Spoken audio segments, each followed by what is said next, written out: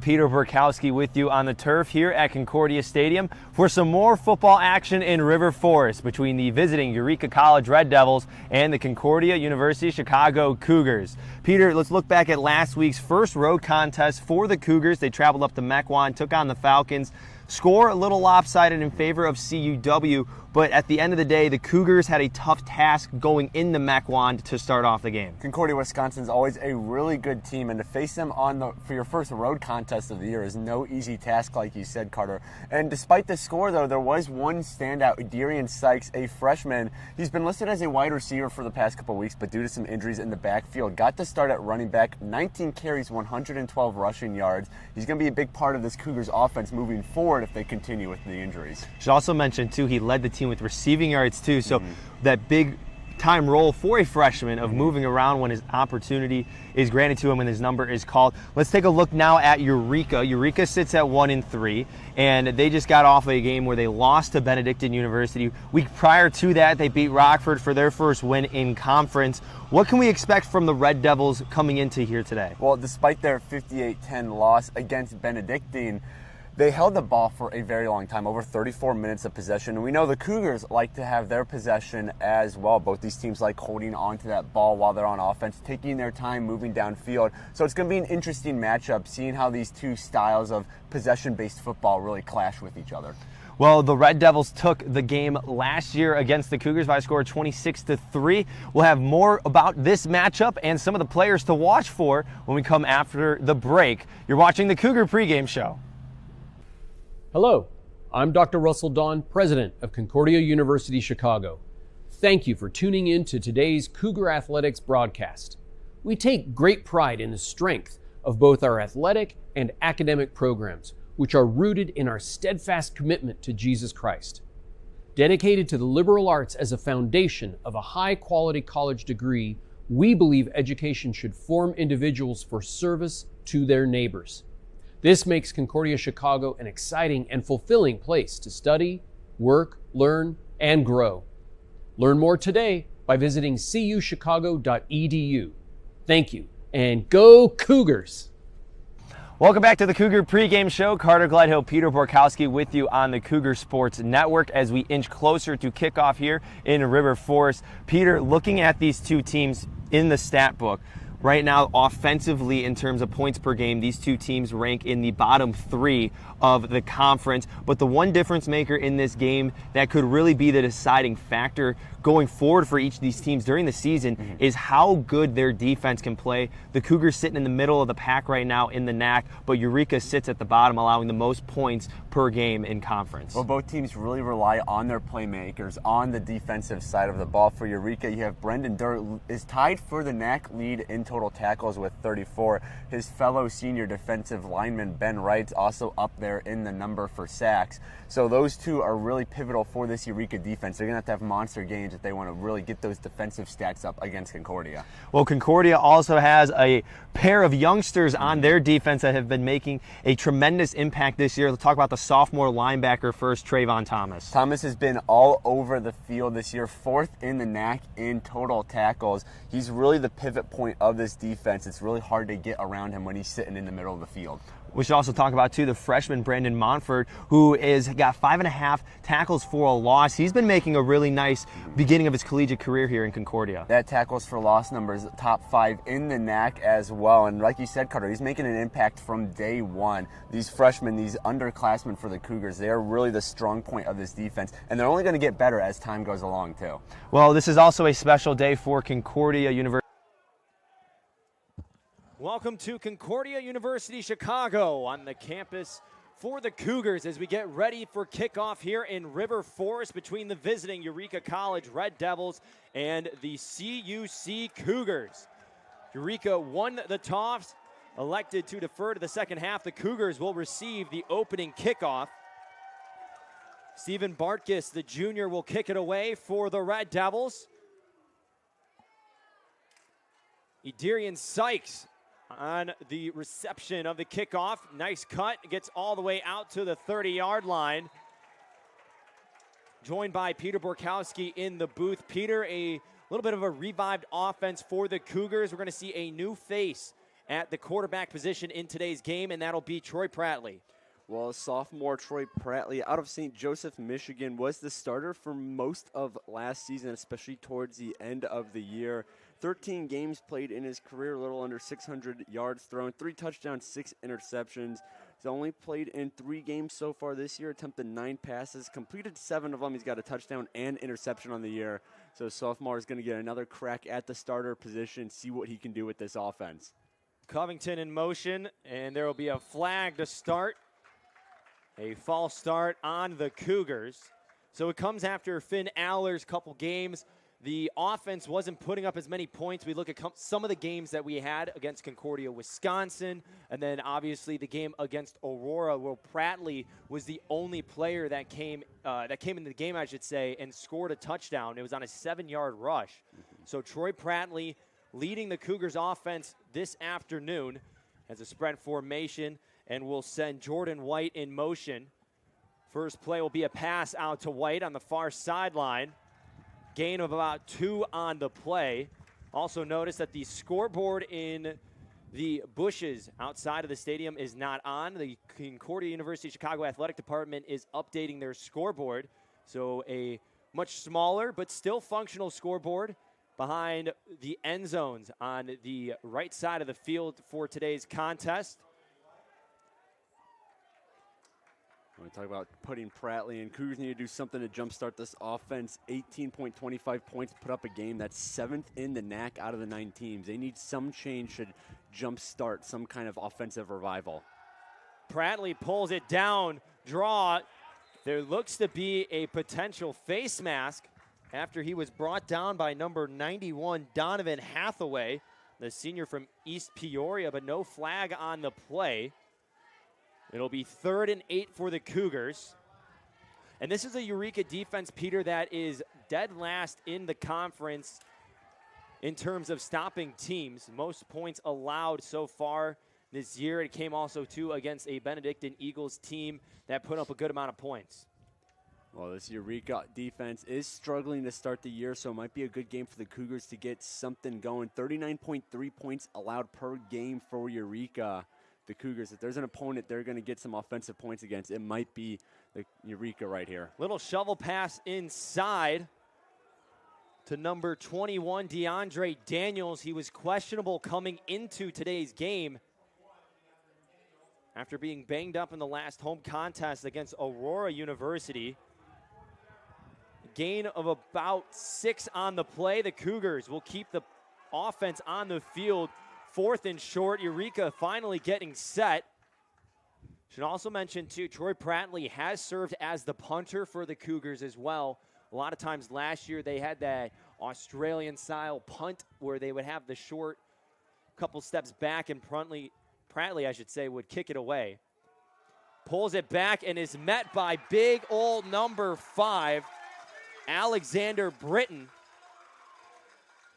Cougars turn the ball over on downs. Eureka with good field position for their first drive in CUC territory. Well, Britton coming into today, only 1.5 tackles for loss on the season, so he gets a big play here to stop the Cougars.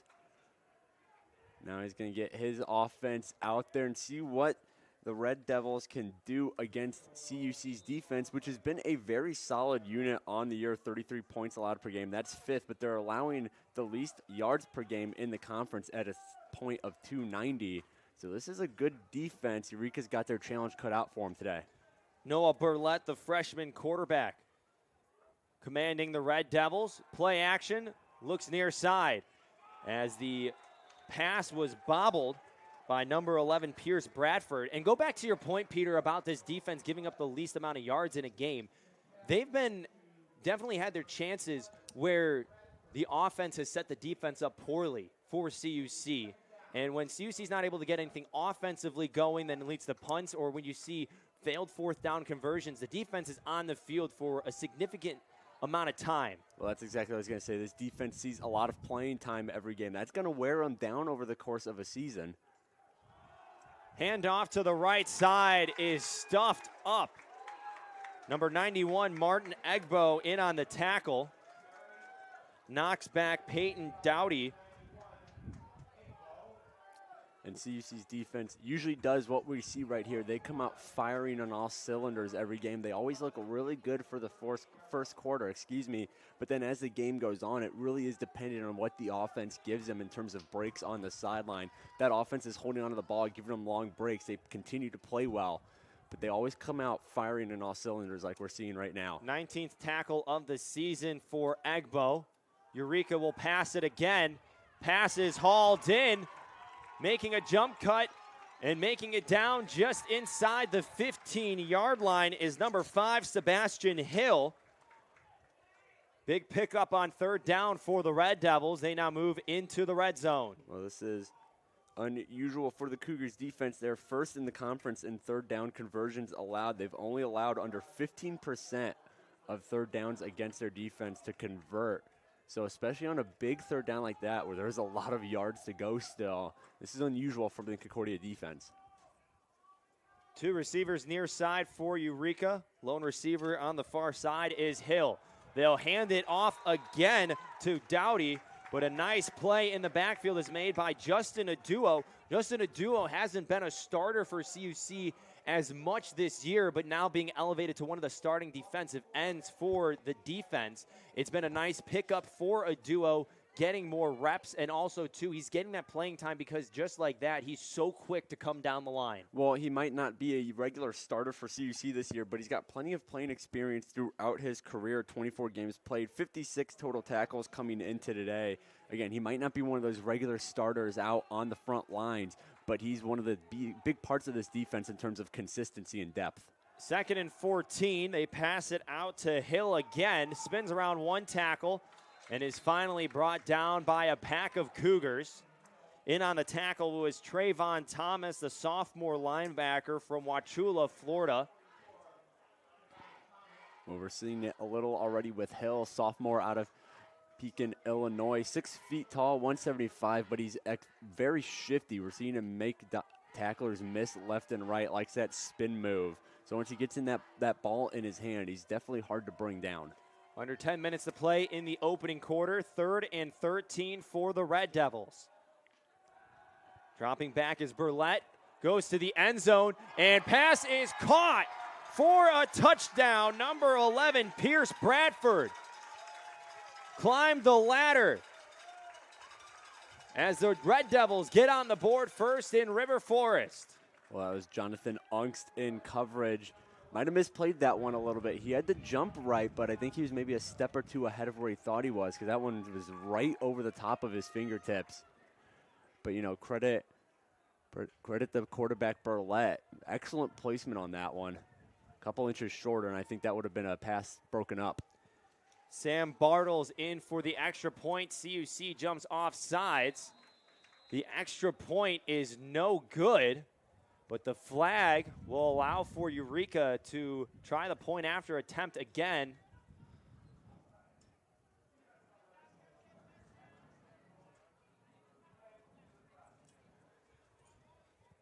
Referee for today's game is Jack Shanahan, indicating an offsides call on CUC. 18-yard touchdown pass from Burlett to Bradford.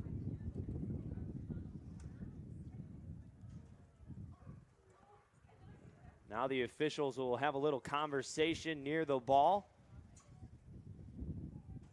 Penalties, something Cougars got to watch out for. Came in today averaging a little under 61 yards per game of penalty yards. That's second in the NAC, second most in the NAC, should say. So this is a team that they got to really get their discipline under control, especially if you want to beat opponents who are, you know, on your level or even maybe a little above. You cannot be making mistakes like that because those teams will take advantage of it.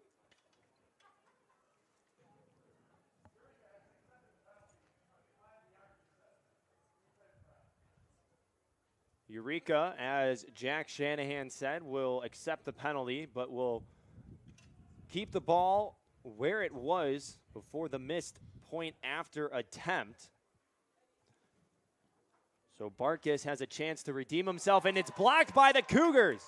It's picked up by Sam Bartles, and he's brought down outside of the 10, so the CUC special teams unit keeps it up for CUC. They were a big difference maker in the game against Aurora and make it only a 6-0 Red Devils lead. Well, the special teams unit, they had a good game against CUW as well last weekend. They had a blocked punt that led to a touchdown. This is a special teams unit that's playing extremely well over the course of the season. Kicker Ryan Auer was named NAC Special Team Player of the Week, as well as D3Football.com Special Team Player of the Week for their game against Finlandia a couple weeks back. But this is a special teams unit that has something going, that they're always out on the field giving it their all. It's the third passing touchdown of the season for Peyton Dowdy, as well as the second touchdown reception by number 11, Pierce Bradford.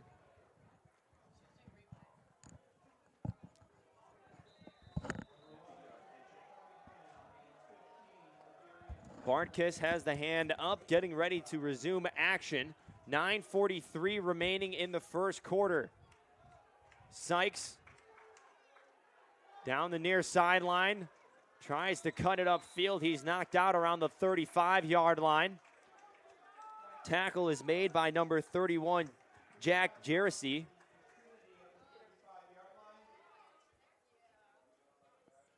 So, Peter, after the turnover on downs in your first drive, obviously CUC showed that they want to get the ball to Troy Pratley, but Eureka smelled that on the fourth down and were able to stuff Pratley in the backfield. What do the Cougars need to do on this drive to, as we said, get that offense going? Well, they need to change it up. This kind of has, when they run into a trap, is when they keep trying to do the same thing over and over again.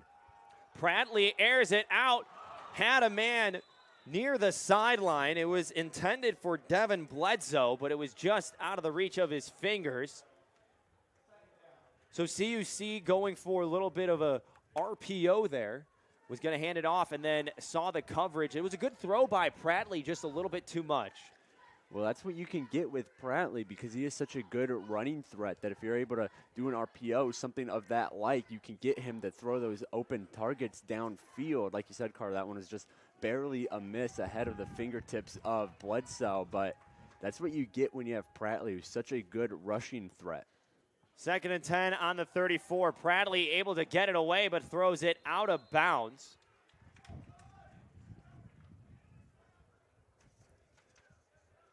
And because the receiver, number 88, Dalton Bowler, was behind the line of scrimmage, they are going to move the ball back. The spot will now be at the 29-yard line. So another 3rd and long for CUC. Good pressure up front by Eureka's defensive lineman to get into the backfield and rush that throw from Pratley. Well, you can credit Ben Wright for that. We talked about it a little bit in the pregame show. He's having himself a good year. The senior out of Bloomington. They throw it outside. Pass is hauled in by Adarian Sykes. He's able to get back to around the 35-yard line, but not enough for it first down. So the punt unit will come onto the field for CUC. Adarian Sykes might be that secret formula that CUC is going to try to use a little bit more. He's a very versatile player, and obviously he's listed as a running back coming into today's game, and you see they're trying to use him in the pass game as well. Well, he's been listed as a wide receiver for most of the season. Last week, due to some injuries in the backfield, got some time at running back, 112 yards on 19 carries. So really showing off that versatility. Is just a good athletic football player. Auer with a short punch, and now there's a scuffle on the field after it looked like one of the Eureka players tried to grab the ball. Tyjuan Johnson was close to the ball, and CUC went to go pick it up. Johnson, I think, made an effort to try to grab it out of CUC's hands. Not something you usually see, especially when you have your entire sideline yelling poison, trying to get away from that ball. So it'll put Eureka at the 39-yard line. You can tell both these teams hungry for a win, both coming on into today's game with one win on the Eureka has one win, one conference win. The quarterback keeper from Noah Burlett. A pickup about 1 on the play.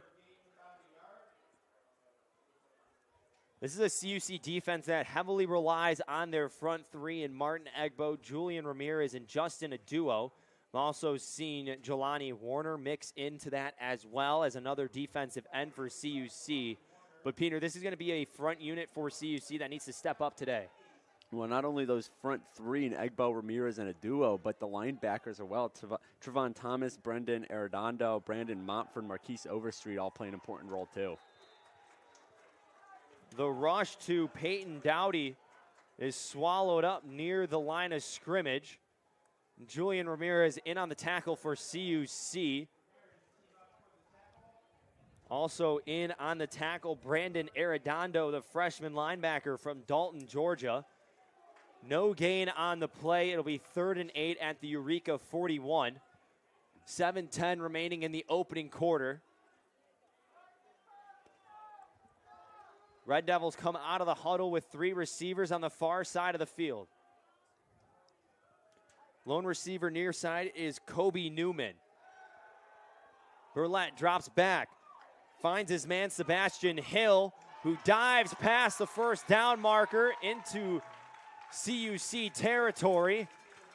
Already seeing, Peter, a nice connection between Burlett as well as Sebastian Hill in terms of those big plays needed and those passing downs. And it's not even really long throws downfield to Hill. It's more of these short little check downs, maybe on a sideline, and then Hill just using his natural shiftiness and speed to really get upfield and avoid these tacklers. We haven't really seen Barlett strike downfield other than that 18-yard touchdown pass to Bradford.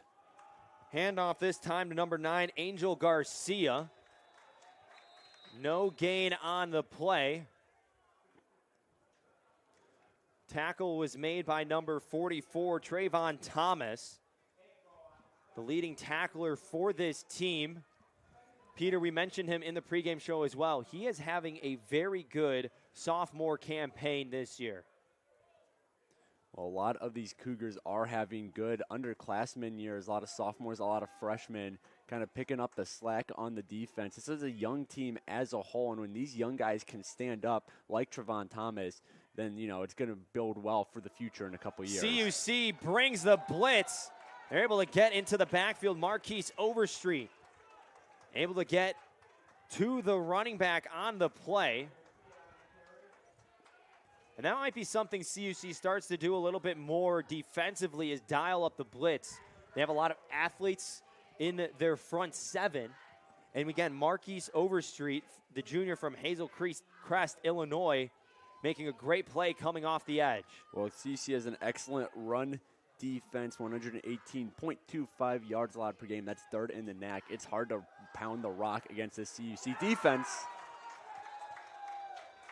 3rd and 11 for Eureka is stalled by Martin Egbo. The Red Devils are trying to set up a screen pass, but Burlett's pass hit off the fingertips of Egbo. It'll be 4th and 11 for Eureka. Back to punt is Sam Bartles. To receive the punt for CUC is Christian Covington. Good stop by the CUC defense.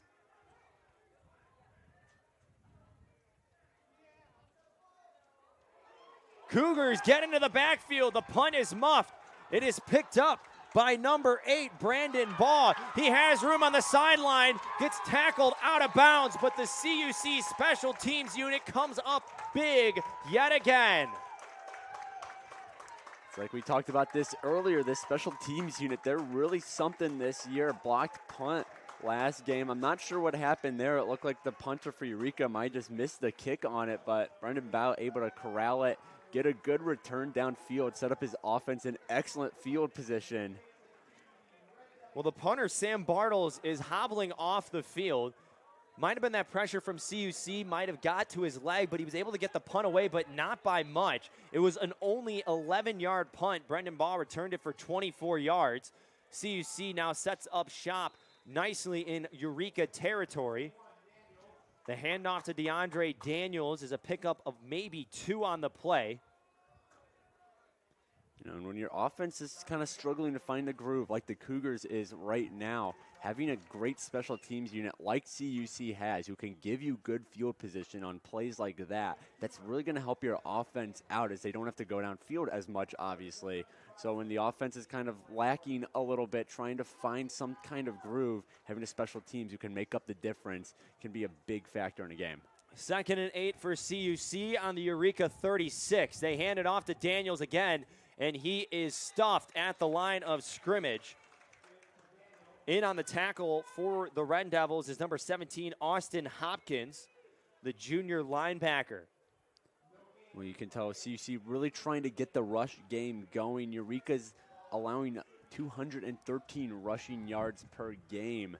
So I think CUC knows that they just have to find that 1 or 2 breakthrough plays. Maybe the floodgates will open. They'll be able to start running all over Eureka, because as the stats show, so far this season, Eureka's run defense has not been where it needs to be. CUC 0 for 2 on the day in third downs. They are 30% on the season. 3rd and 8. Eureka brings a blitz. Prattley moves around in the pocket and is brought down. Tackle is made by Alex Britton. Loss of 1 on the play. The offense will stay out on the field for CUC. I like the aggressiveness here, Peter, by Andy Lambert. Defense stops Eureka after a big 3rd down play. Special teams unit gives you this field position, and it's already proven the defense has been able to stop Eureka. Well, and at this point, it might be too far for a field goal, but it's not really close. It's too close for a punt. Prattley rolls right and is sacked immediately. Number 93, Bryson Smith, blew up the play from the start. Eureka picks up back-to-back plays with a sack and another turnover on downs for CUC. We talked about Eureka, statistically one of the worst defenses in the conference in terms of points per game, yards per game, but they came to River Forest to play today. They're firing on all cylinders. They're getting into the backfield quick, disrupting Prattley anytime he does try to throw. And then when the Cougars try to rush the ball, they're usually running right into a brick wall at the line of scrimmage. Sack by Bryson Smith is his first of the season.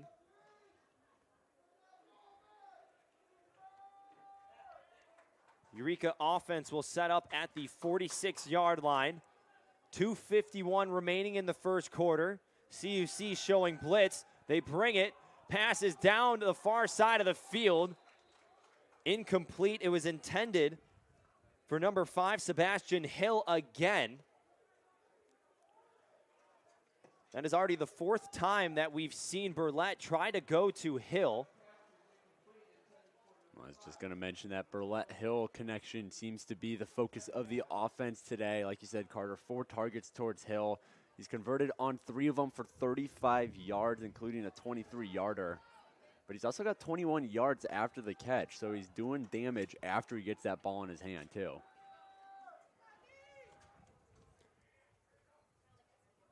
Play action again by Eureka.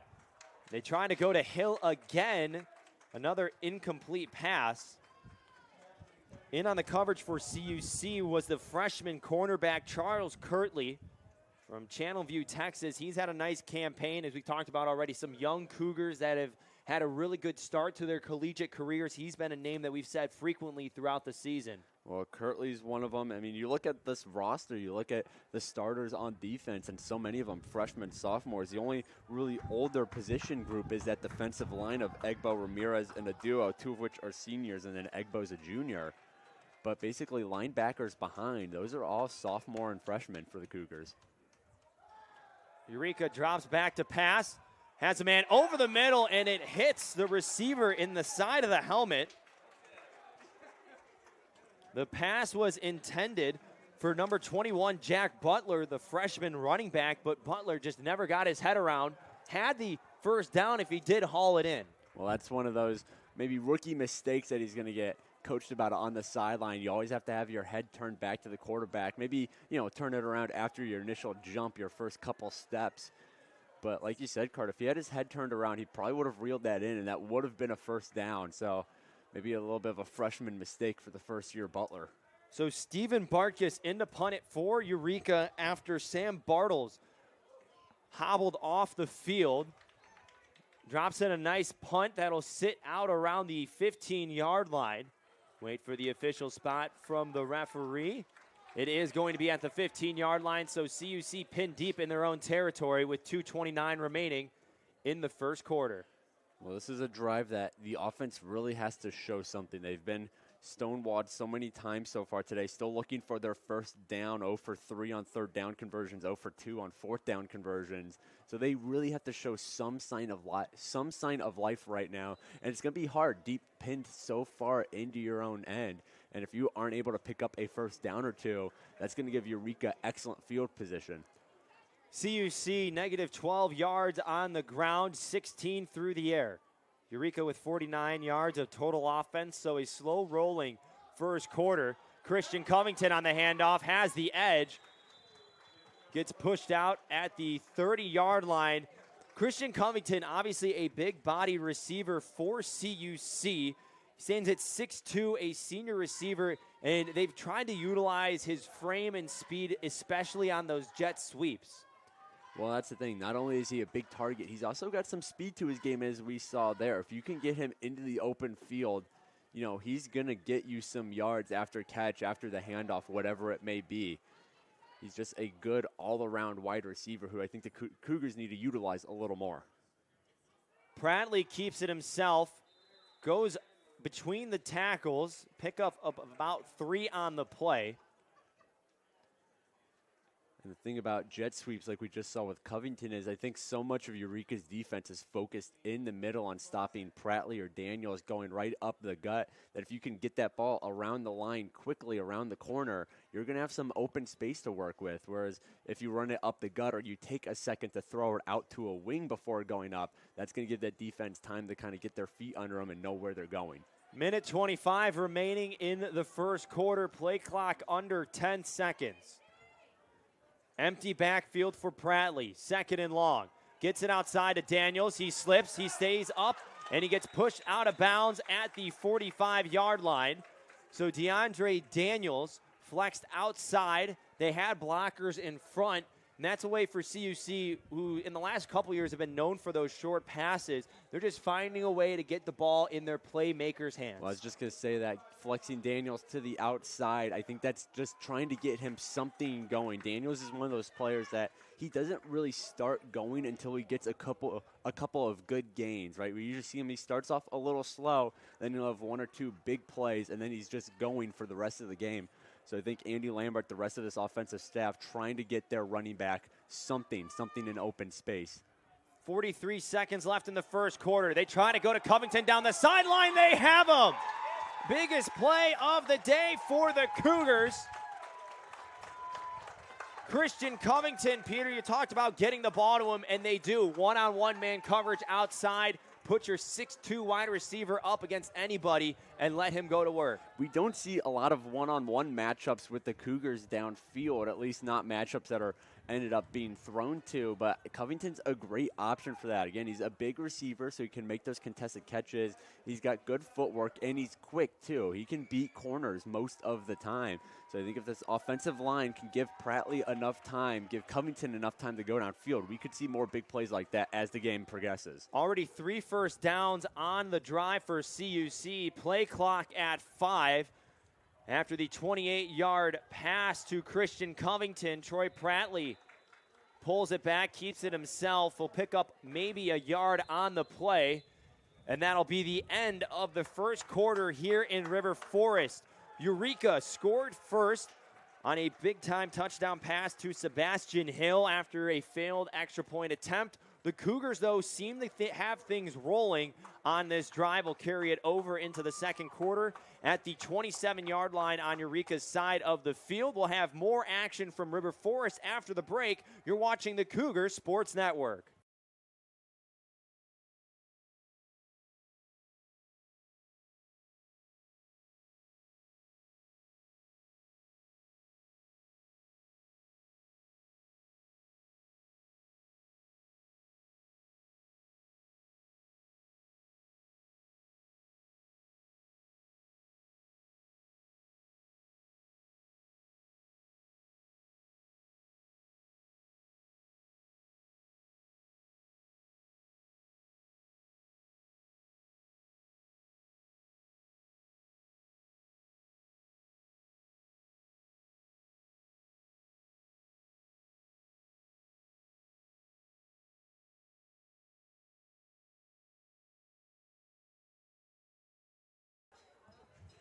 Cougar fans, today's contest is in partnership with the nonprofit organization Helinski's Hope, which honors the life of former Washington State University quarterback Tyler Helinski, who died by suicide in 2018.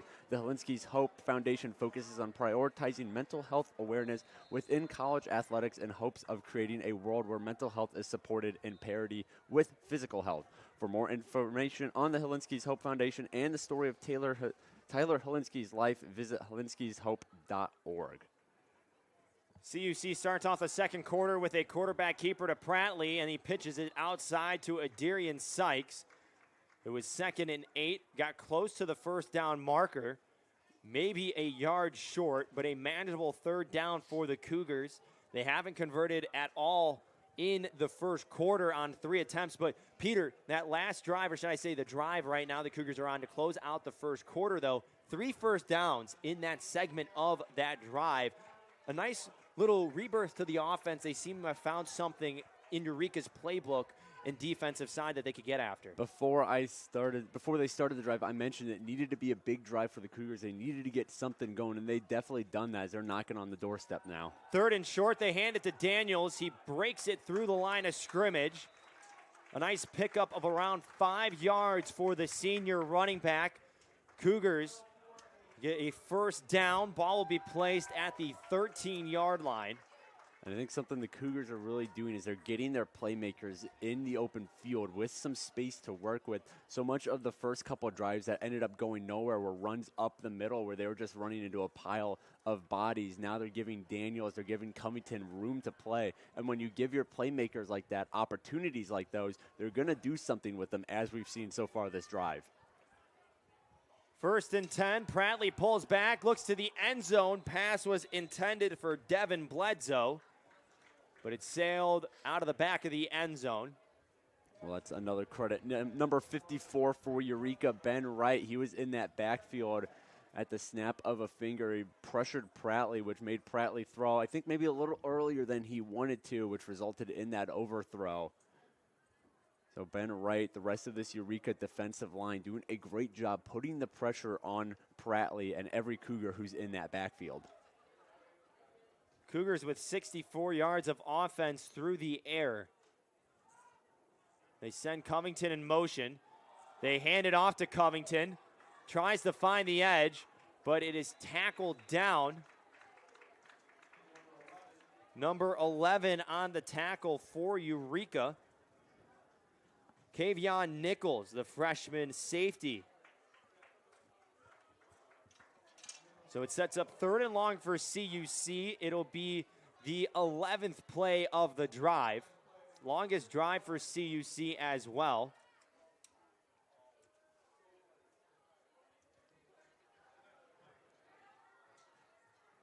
Ball sits at the Eureka 14. 6 seconds on the play clock. And a timeout is taken by CUC, their first of the game. We're going to step aside for a short break. Cougars and 3rd and 11 on Eureka's 14 when we return on the Cougars Sports Network.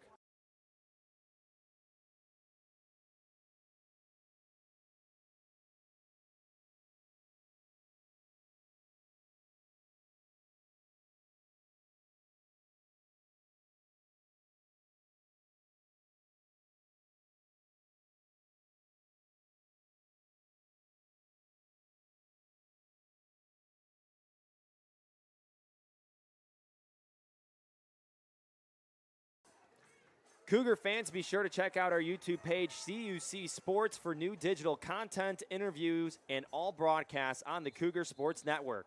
Now you can become a channel member for $5 a month to receive exclusive access to content and the ability to participate in live chats during the broadcast.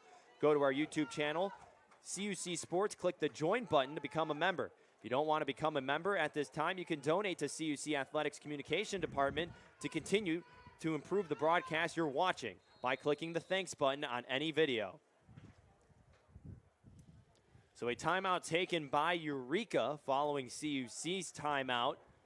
Looked like there might have been one too many men on the field for the Red Devils. We'll keep it here for this break, Peter.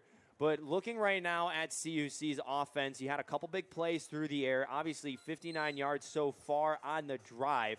What did the Cougars go to in the playbook on this, another, I should say, 3rd and long opportunity?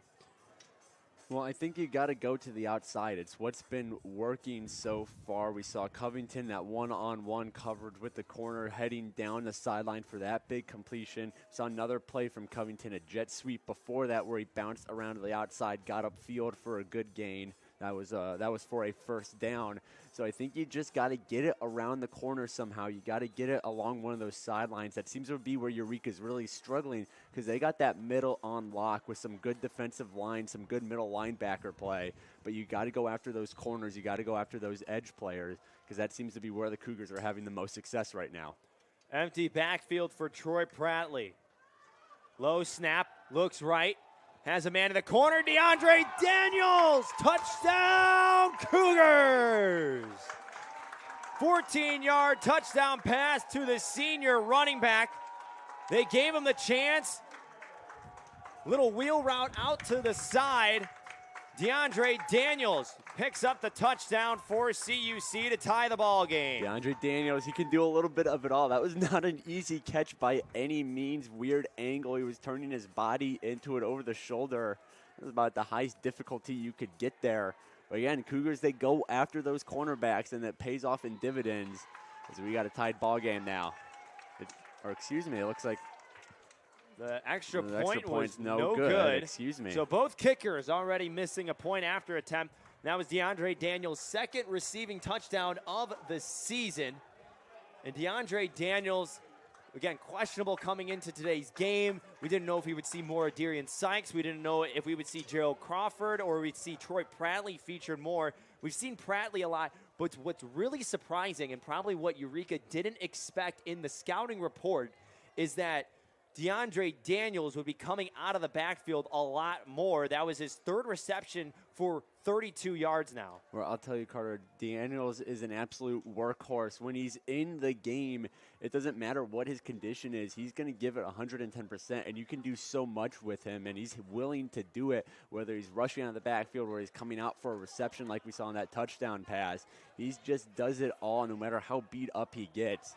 He's just such a pivotal part of this Cougars offense. And again, like I said, if you can get him going like they seem to be doing right now, especially on that last drive, that's going to bode well for the rest of his game because once he gets a little bit of momentum, it's hard to slow him down. So Ryan Auer to kick it off for CUC following the failed point after attempt. It was a 10-play, 85-yard drive for CUC that took 4 minutes and 12 seconds off the game clock. Auer's kickoff is hauled in by number 2, Brandon Gardner, and he's tackled around the 13-yard line and was pushed back by a mob of Cougars. One of the names that came out of that pack for CUC was Nate Brazel. So the special teams unit making their presence known in this game. So now a big drive here, Peter, for Eureka as the Cougar defense. If they put a stop here, there's going to be a lot of momentum riding on CUC sideline. Well, and the defense has to be happy after that 4-minute and 12-second drive. The previous longest drive from the Cougars was 2 minutes and 27 seconds. Snap fumbled. Jumping on it is Noah Burlett. But already a costly miscue by the Red Devils pins them even deeper into their own territory as the ball now sits at the 4-yard line. So not only did the defense, did they get a good break on the sideline, a chance to really catch their breath, now they have Eureka pinned so far back into their own territory. Then you have the missed snap there that's bobbled by Barlett. Things are shaping up really good for the CUC defense right now. They hand it off down to the far side. They're able to get some breathing room. A nice pickup on the play. The rush was by number 24, Letrez Smith. Well, it was a good pickup by Smith. Really helped this team out. It's still 3rd and long right now, but at least you aren't backed up into your own end zone pretty much. So this team's got a little bit of breathing room, a little bit more time to get the ball out of Barlett's hands because they got to pick up a decent chunkage of yards right now. 10-yard rush from Smith makes it 3rd and 9. Eureka goes to the air. Pass incomplete. They tried to go to Hill again. A couple Cougars around in coverage. Jonathan Ungst as well, the cornerback that was nearest to the ball. So Eureka back out to punt. Christian Covington is not going to be far away from the 50-yard line. Good return here, which sets CUC up nicely. I think the Cougars, they really honed in on that Barlett to Hill connection. Hill had 2 bodies in the vicinity when Barlett let that pass go. So I think they knew that that connection was where Eureka was really looking for offense early in the game. They're trying to shut it down now. Almost another blocked punt by CUC. A tight spiral from the punt. It is down at the 44-yard line. Justin Adua was in the backfield for CUC. Mekai Alvarez downed it for the Red Devils. Ball will be placed at the 43-yard line. This is a great chance for the Cougars to get some momentum. You got your first touchdown of the day. Your defense forces a 3-and-out, and now you have great field positioning to start your offensive drive. The Cougars can get something out of this, even if it's just a couple points to take the lead. They're going to be feeling pretty darn good heading into the end of the second quarter. 12-17 remaining in the second quarter. Cougars trying to go back-to-back on scoring drives. Pratley escapes some pressure, now rolls right, winds up, throws downfield, and a diving catch not hauled in by Devin Bledsoe. Bledsoe had to lay out for it, but Pratley, just to avoid that pressure, shows his athleticism in the pocket. That was a great play. That was probably just a couple inches away from being a complete pass. It looked like Bledsoe got it in. I'm thinking the refs are saying it touched the ground before he had control of it, but like you said, Carter, great play there by Pratley. 2 people in the backfield tracing him down. He's able to escape that pressure and then nearly complete the pass. A lot of one-on-one coverage for the Red Devils. Troy Pratley trying to take advantage of that. Sends Covington in motion on 2nd and 10. Looks left, throws right. Daniels has to avoid some pressure and gets forced out of bounds. The screen for CUC was broken up by Alex Britton.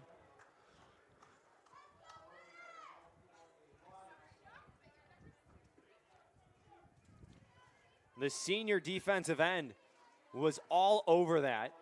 And part of being a defensive lineman is when it looks too good to be true when you get into the backfield, you just have to sit and wait, and he was able to find Daniels near the line of scrimmage. Well, Daniels tried to put the moves on the Eureka players in the backfield, and like you said, Carr, they just sat back. They waited for him to come forward. All they did was have to shove him out of bounds. But credit to Eureka defense. They had a tough challenge with that bad field positioning.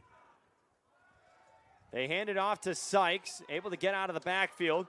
Goes left, tries to use the stiff arm, gets tackled around the 40-yard line.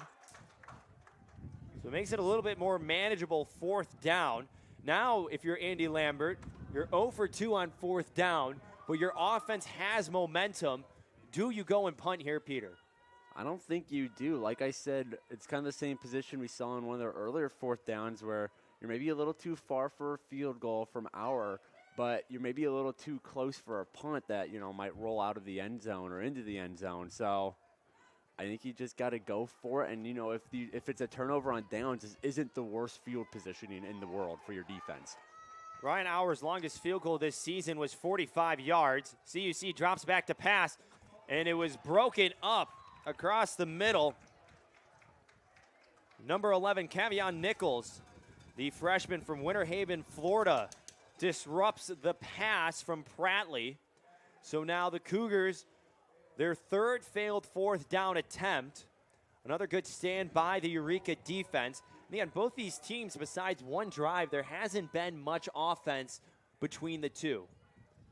No, and we knew coming in the Cougars were still trying to find a groove offensively after they struggled the past 2 weekends against CUW and Aurora. Meanwhile, Eureka, they came in averaging even less points, 15.3 points per game so far this season. So I don't think many people are surprised that we're seeing such a defensive battle here in River Forest today. Handoff left side, a big crack and the ball is out. The Cougars jump on it. Wow, what a hit.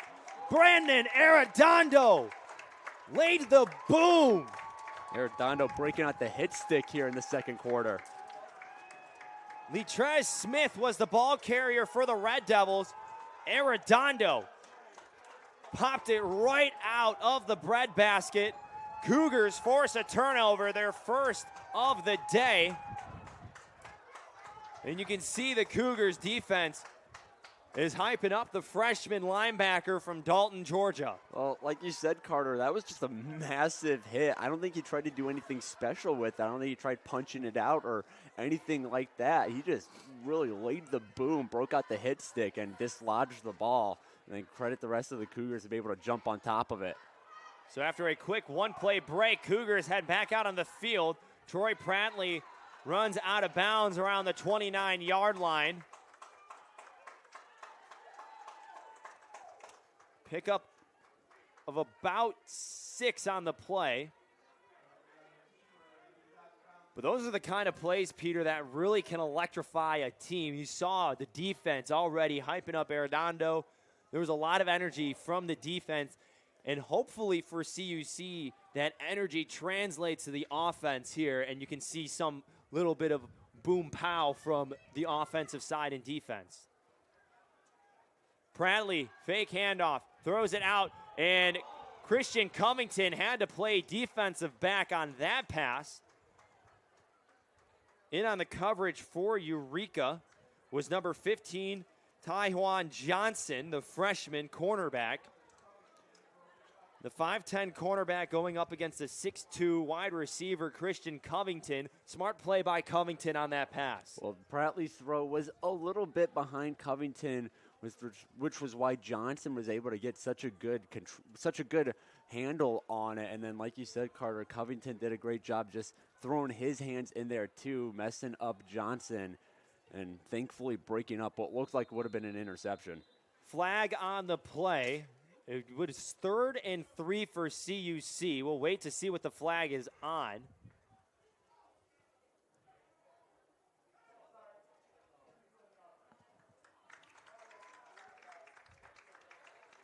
So that changes the whole play call here, Peter, because you go from 3rd and 3 to 3rd and 8. But keep in mind, Ryan Hour's longest field goal this season is 45 yards. You have to get close to that first down marker if you want Hour to even have a shot at this. Should also mention, too, there are some pretty significant wind gusts in River Forest as well. Might make the conditions a little bit harder. We've already seen 2 missed extra points. Well, not even thinking about Hour and field goal. You get it a little closer, you can go for it on 4th down, which they've shown they're willing to do today. Prattley rolls right, dumps it off, was intended for number 88, Dalton Bowler. Able to get a hand on it, though, is Austin Hopkins, the junior linebacker. So the offense will come off the field for CUC. They will send Ryan Hour back to punt. Now, Eureka's defense, they got burned a couple of times in the secondary on that one drive that resulted in a touchdown for the Cougars, and they've really picked it up since then. A couple pass breakups. They've been right on the ball. Jack Butler calls for the fair catch. So Eureka pinned back deep into their own territory again. Ball will be placed at around the 8-yard line. The Cougar football team is supporting the Helinski's Hope Foundation by wearing the logo on their back of the helmets today, while Cougar fans are able to pick up the Helinski's Hope bracelets, the CUC Mental Matters bracelets, and other various resources from today's event in support of mental health.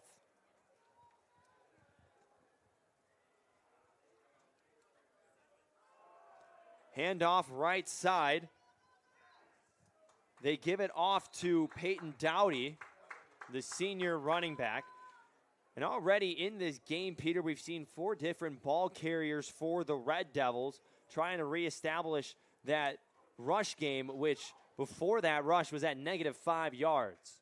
Well, coming into today, their leading rusher was Dowdy, 185 yards on the season, over 45 carries. So far today, though, their leading rusher has been number 24, that's Smith, with only 8 yards. So like you said, Carter, they're just trying to get something going because they were averaging, coming into today, 132 rushing yards per game, which is just a tick under the Cougars mark. 2nd and 5. Cougars bring the pressure, and able to get it away was Burlett. Couple players in the backfield for CUC, Martin Egbo, as well as number 45, Jelani Warner. 3rd and 5 for Eureka. There's 3 and 6, I should say, on 3rd down so far in this game.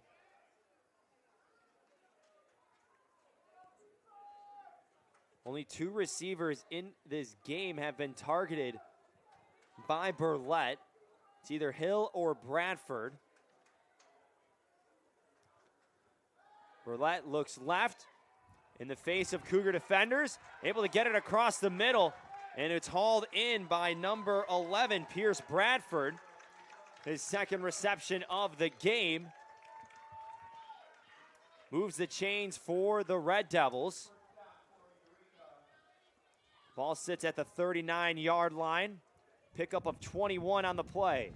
Elaborating on what you said, Carter, about the connection between Burlett, Hill, and Bradford. Bradford, 2nd on the team in receiving yards, behind Hill with 136 coming in today.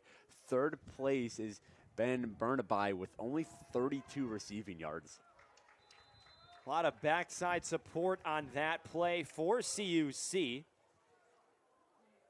In on the tackle is number 41, Marquise Overstreet, but there was also Trayvon Thomas and Justin Aduo coming around the right side of the line of scrimmage.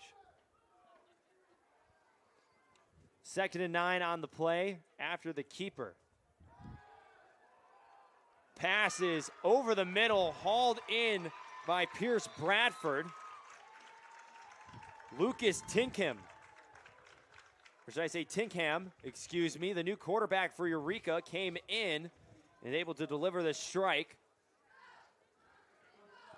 Bradford, looking like the senior he is out on the field, is doing a great job of finding space, giving his quarterback easy targets. Tinkham pulls it back, able to find his man, Sebastian Hill. Cougars able to slow the roll after another pickup of 10 or more yards. Trayvon Thomas in on the tackle. So Eureka's offense finding a little bit of a groove here in the middle of the 2nd quarter. Just around 8 minutes to play in the 1st half. Well, they're finding their groove, and it's by going to Bradford and Hill. A keeper, Tinkham, pickup of about 3 or 4 on the play. Gets tackled around the 27-yard line.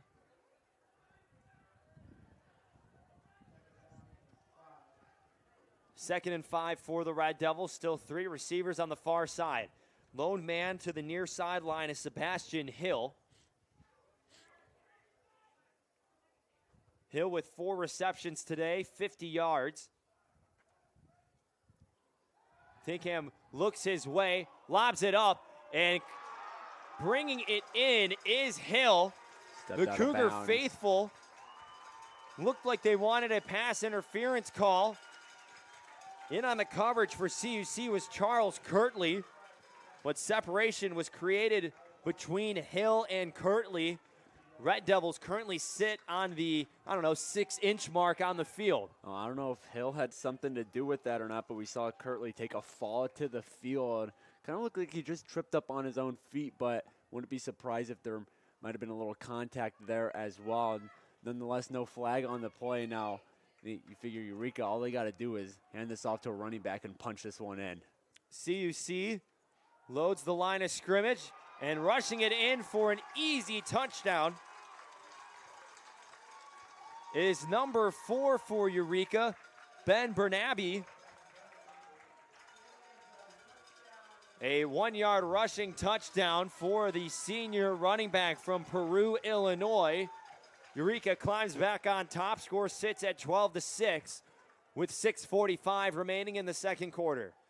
And again, it was that connection between Burlett and his receivers that really did most of the damage on that drive. Hill and Bradford putting up some big numbers. Well, those exact stats in just a second here. Extra point is good. 13-6 Eureka. After the 1-yard rush from Burnaby,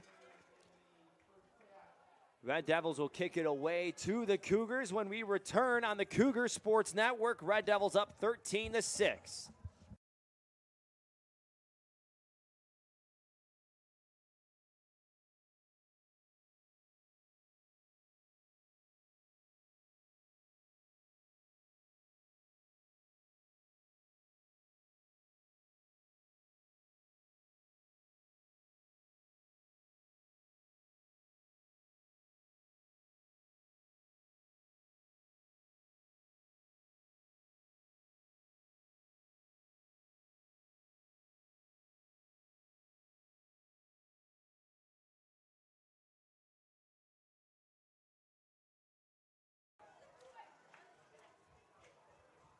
Nine-play, 87-yard drive that took 3:35 off the clock. Eureka back on top. The first time we've seen a touchdown and an extra point converted so far in this game. Bartkus kicks it away, a short kick. Ball bounces on the turf. Red Devils might have it back. There's a pile on the field. We'll have to wait. But that was a very, very close call for CUC. Luckily, they had a man in the area to jump on the ball. Sebastian Miller was around there, as well as number 14, Nate Speed. So could have been a costly mistake for CUC, letting the pooch kick bounce on the turf a couple times. Not sure what the miscommunication was there. There were a couple Cougars who I think just kind of stared at each other when the ball was coming down. None of them really jumped on it right away. You got to be careful with that, especially with the pooch kick. You don't know where that ball is going to bounce once it hits the turf. You got to be on top of it immediately. Cougars back out on the field offensively. They pitch it outside to Sykes. Has a nice pickup, able to cut back up the sideline. Gets knocked out around the 44-yard line. Will actually be at the 43. Pick up a 15 on the play. Surprised we haven't seen Sykes as much. Had a big game against CUW last weekend. 19 carries, 112 rushing yards so far today. 2 receptions for 15 yards, and then one rushing attempt for 11 yards. So Sykes not getting as many touches today, but I think he maybe deserves it after last week's performance. A handoff to Sykes. Pickup of around 4 on the play. And you talk about Sykes as a guy that's very versatile. That is only his 3rd carry so far, but he has had 2 receptions as well.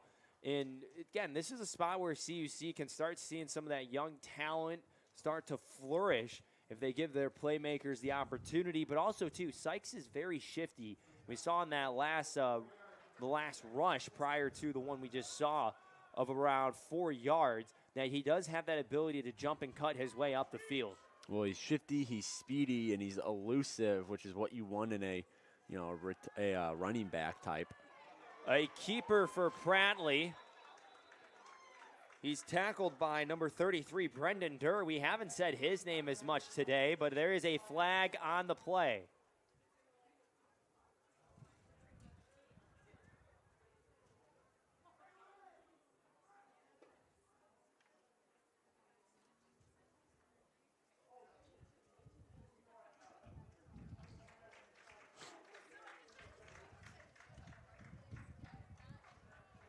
A holding call on CUC.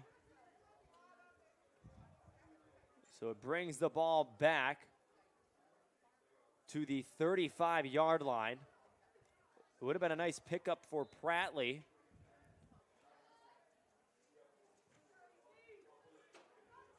So now a very, very long second down for CUC.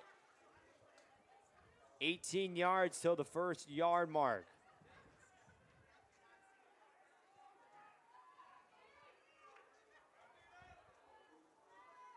Bradley hands it off to Daniels, cuts it back, but there to make the tackle is number 3, Garrett Wayne, the junior safety.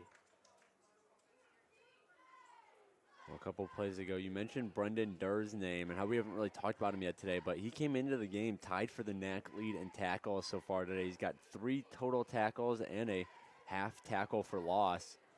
But a big reason that this Eureka defense is playing a lot better today than they have so far this season. Only 6 points allowed so far in today's game, and they're usually allowing just under 40 a game.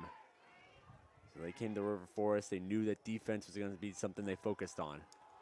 Trying to give it out to Bledsoe, and there is a flag on the play.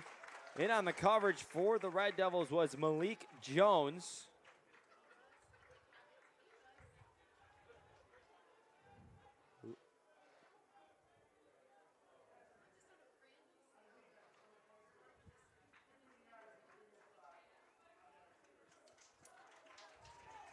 So the penalty on Jones gives CUC a fresh set of downs. The first penalty of the game against the Red Devils. So the ball will be placed now at the 43-yard line on Eureka's side of the field. 3 receivers far side. Pratley, hesitation, throws it out towards Bledsoe again, and a flag from the heads line judge this time. So back-to-back pass interference calls on the Red Devils defense.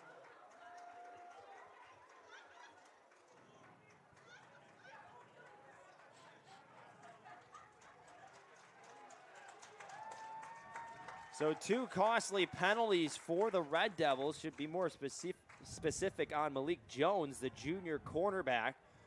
But also, too, Pratley's trying to go to Bledsoe in double coverage, so they're really trying to get him involved in the offense. When they're seeing that he's drawing passer interference, too, especially against those specific corners you pointed out. So why not go after him? Try and draw those penalties or see if he gets open and can get a big completion. Daniels explodes through the line of scrimmage. Pickup of around 6 on the play. That's the one thing with DeAndre Daniels, too. If you give him the ball with just a little bit of steam, it's very hard to bring him down. He's not a big guy by any means, but DeAndre Daniels does have a lot of force. Well, a little bit of steam in a little space, and you can do something with it. They give it to him again. He's able to pick up the first down. Pick up a 4 on the play for Daniels. 3:22 remaining in the second quarter. CUC has 2 timeouts remaining.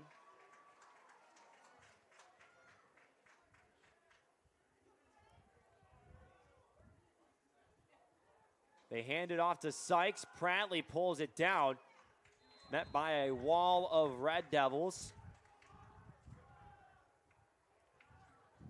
In on the tackle for the Red Devils. Donovan Hathaway, the junior tackle. Only a gain of 1 for Pratley.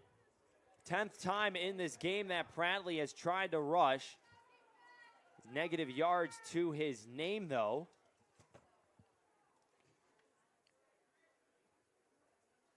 Three receivers near side for CUC.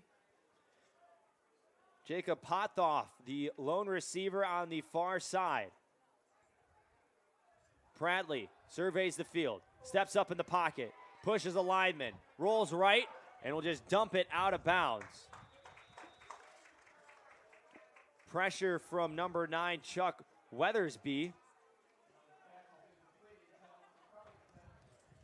You mentioned Pratley's rushing statistics a second ago, Carter, and I think a big reason for that is they haven't had a ton of designed runs for him, at least not ones that get off successfully. He's been running for his life a lot today because this front defense for Eureka is getting into the backfield so quick.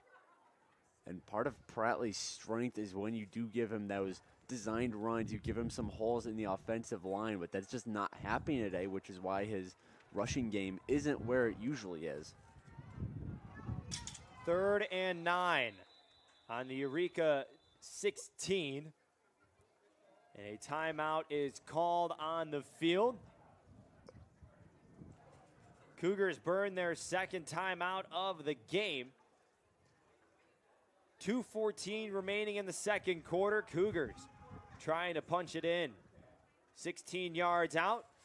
3rd and 9 when we return on the Cougars Sports Network.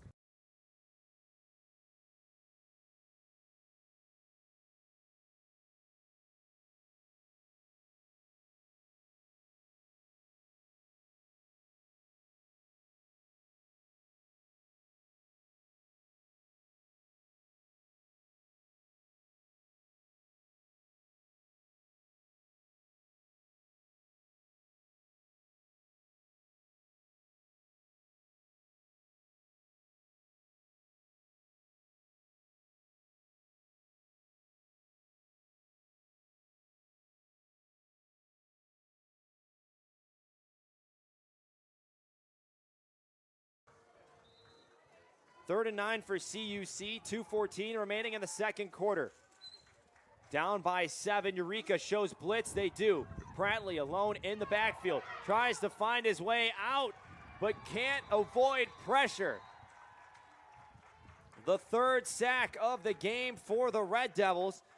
Brendan Durr, who we talked about in the pregame show as the leading tackler for this defense for Eureka, steps up again, makes a big play, and forces the field goal unit on for CUC. Even when Prattley has gotten successful plays off, they usually aren't with a lot of time in the backfield. Eureka's they've been living in the backfield today defensively, and it's just putting the pressure on Prattley. 39-yard field goal is drilled right into the line of scrimmage. Eureka blocks it. And they're able to bring it out to around the 25-yard line. I think ours kick just went straight. There was no real elevation to it. And everybody on the front line for Eureka had their paws up, so very easy block for the Red Devils. So we've seen both special teams unit make some plays on each side. Well, like you said, Carter, I think Eureka maybe had a little bit more elevation than you're used to from that special teams unit, but even then, like you said, ours kick just had no elevation on it, had no arc on it. That was just an absolute line drive, just smacked into the hand of a couple of Red Devils. Donovan Hathaway credited with the block. Brendan Durr picked it up for the Red Devils. Empty backfield. Tinkham gets dropped. In on the tackle for CUC is big old number 99, Julian Ramirez. Clock is ticking for the Red Devils. They have 2 timeouts, 1:18 remaining in the first half. Well, now would be an excellent time for the Cougars defense to step up, force another quick 3rd and out, get this offense back on the field, and, one more possession hopefully, but if you're the Red Devils, you might just be able to run this one out as well and go into the locker room with a lead. Under a minute to play now. Play clock at 7. Eureka finally getting set at the line of scrimmage. They'll hand it off to number 9, Angel Garcia. Pickup of around 5 on the carry.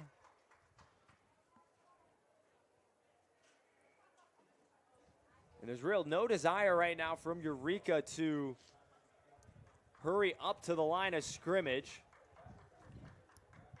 23 seconds remaining in the quarter, 23 now on the play clock, so there's about a 3-second differential between the two. And just by the looks of each team standing around and looking at each other, looking at the sidelines, Peter, I can confidently say that this looks to be the end of the first half. And as the clock hits 0, it is the end of the first half here in River Forest. Eureka up 13-6 over Concordia University Chicago.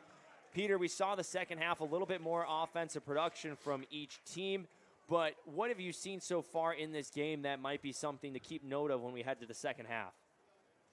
Well, I'm interested to see what these two teams do offensively coming out of the locker room, if they're going to make adjustments or not, because they haven't really been consistent either way. They've had very good drives, and the next two drives will be a 3 and out. So I'm interested to see, do they go back to what was working? The Cougars coming out, getting their playmakers in one-on-one situations, attacking those Eureka cornerbacks. That's been working really well for them today. Maybe we see some more deep throws from the Cougars.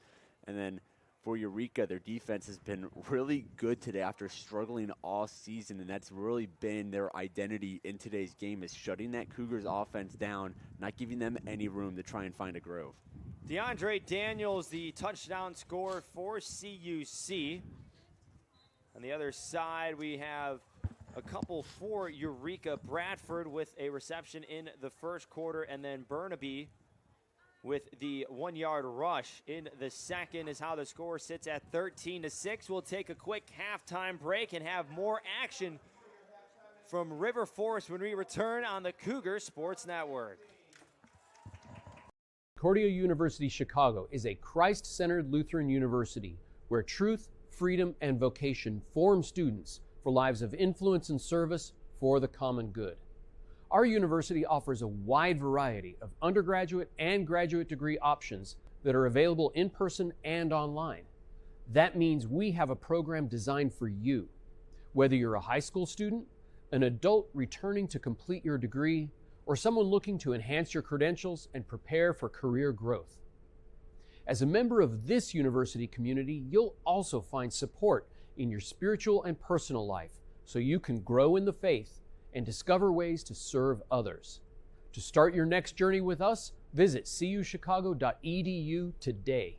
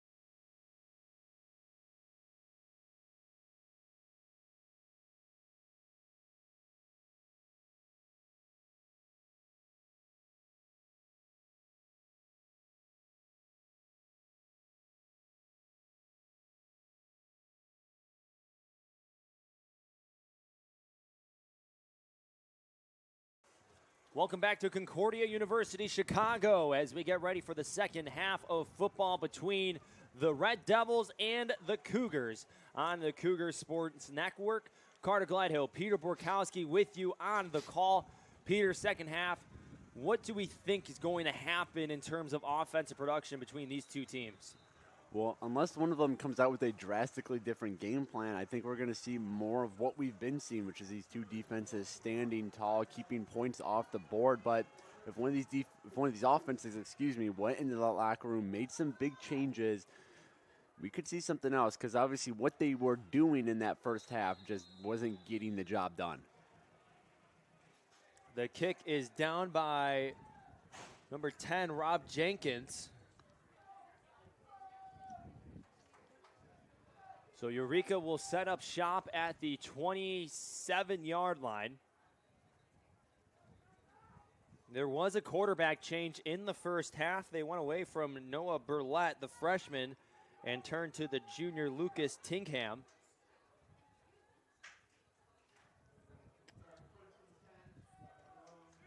Three receivers far side for the Red Devils. Hasn't been much in the passing department. If your name is not Hill or Bradford, those two have combined for 129 yards through the air. And what a run! Oh, wow, what a run! Up the middle and breaking tackles before being brought down around the 25. A monster carry. Ben Burnaby went Marshawn Lynch beast mode through the middle of the field. A huge pickup. That's the play, Peter, you're talking about. That difference maker, the energizer for an offense. Well, we didn't see the rush game really get going at all in that first half from Eureka.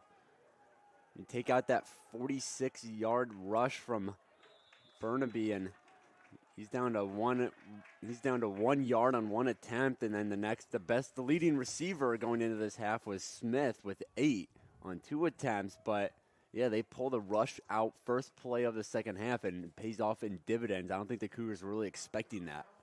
5'11", 215, listed as the fullback for the Red Devils. Now 2nd and 7. They hand it off again. Another good pickup of yardage for the Red Devils. It'll be 3rd and short. Well, now they got the Cougars thinking, because that last half, Cougars were really focusing on shutting down Hill and Bradford, which they did for most of the half. The two got going towards the end of the second, however. But now you got to worry about the rushing game as well.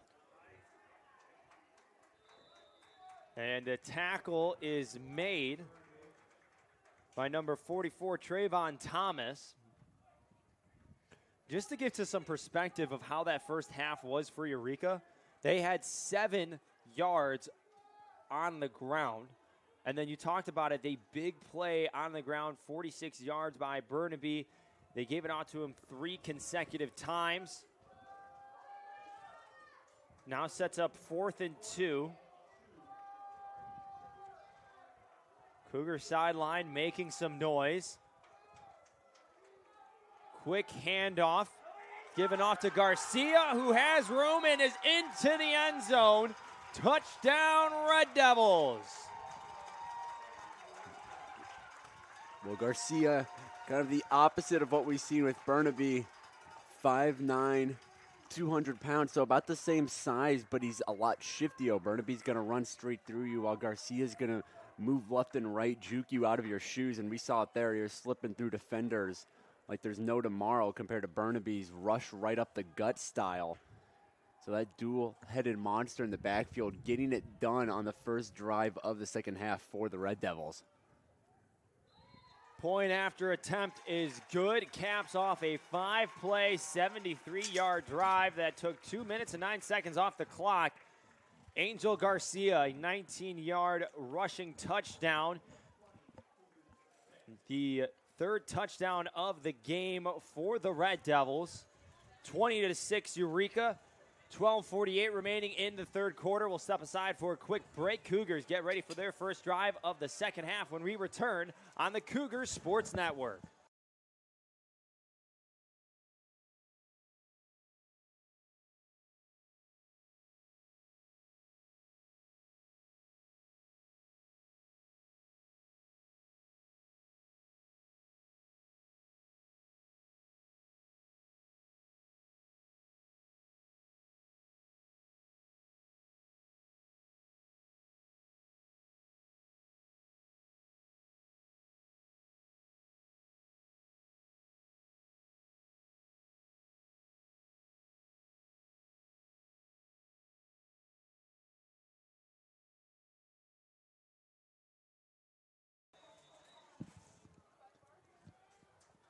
Eureka ready to kick it away to the Cougars.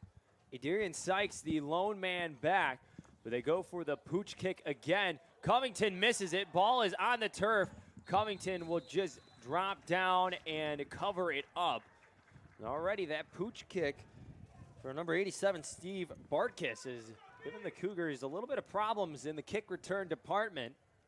And we saw one of them earlier, that was back in the first half, almost result in a return for the Red Devils, even though it was between the 30 and 20 on the Cougars side of the field. That ball just bounced around, took a couple weird bounces, and the Red Devils almost pounced on it, but causing some troubles for the Cougars in the return game. Troy Pradley, 70 yards in the first half, completes a pass outside. Not a huge pickup for CUC. Pass was given out to number 3. Devin Bledsoe getting into some action. Again, we talked about him being a heavy target in that first half. Had 3 targets already now in this game. Only his first reception, a pickup of nothing on the play. Or should I say just about 1.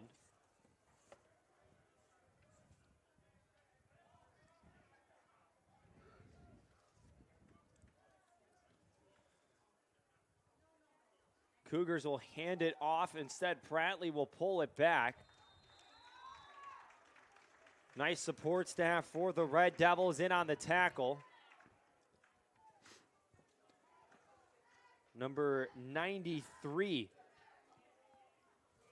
Bryson Smith, in on the tackle as well. It'll be 3rd and 5 for the Cougars on the 22-yard line. 2 for 8 in the first half on 3rd downs.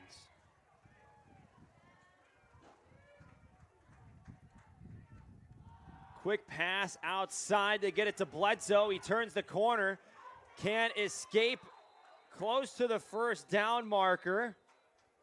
We'll wait for the official spot, but Bledsoe was able to shed 1 tackler, find the edge, and get down the sideline.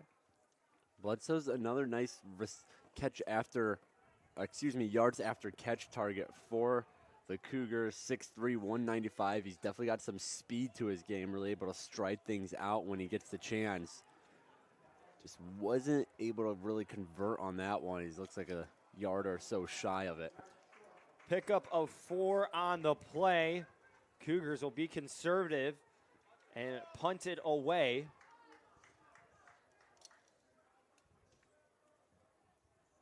So a 3 and out for CUC to start their second half of offense. A high punt near the Eureka sideline, takes a couple rolls and goes out of bounds around the 40.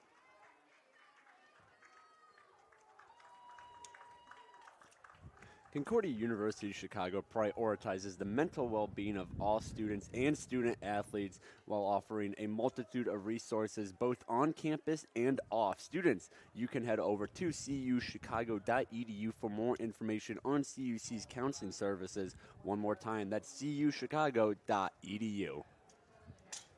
And the first time CUC has participated in College Football Mental Health Week in partnership with the Helinski's Hope Organization. Handoff to the right side goes to Peyton Dowdy. Pickup of a couple yards on the play. CUC's defense has had a couple big plays. Remember, we had the sack. We also saw Brendan Arredondo forcing the turnover, a fumble, be more specific. They bring the blitz. Pass is low, intended for Sebastian Hill. It'll be 3rd and 6 for Eureka. Well, 3rd and 6 for Eureka.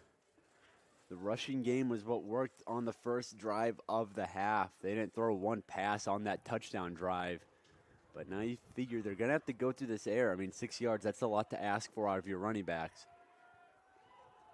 They go for a big shot down the sideline. Good defense from Jonathan Ungst. the cornerback. Pass was intended for Pierce Bradford. So Cougars defense put up another big stand, forces the punt unit for Eureka now to come onto the field. So that would have been a hard catch for the receiver to reel in. Unks, the 6'1 freshman out of Louisville, Michigan. It's a tall target to catch again. Unks was the man in coverage on Eureka's first touchdown pass of the day, so doing his best to make up for that lapse. Does a good job covering the third down throw. Good punt here from Eureka. Covington fields it out of bounds and is immediately brought down around the 32-yard line.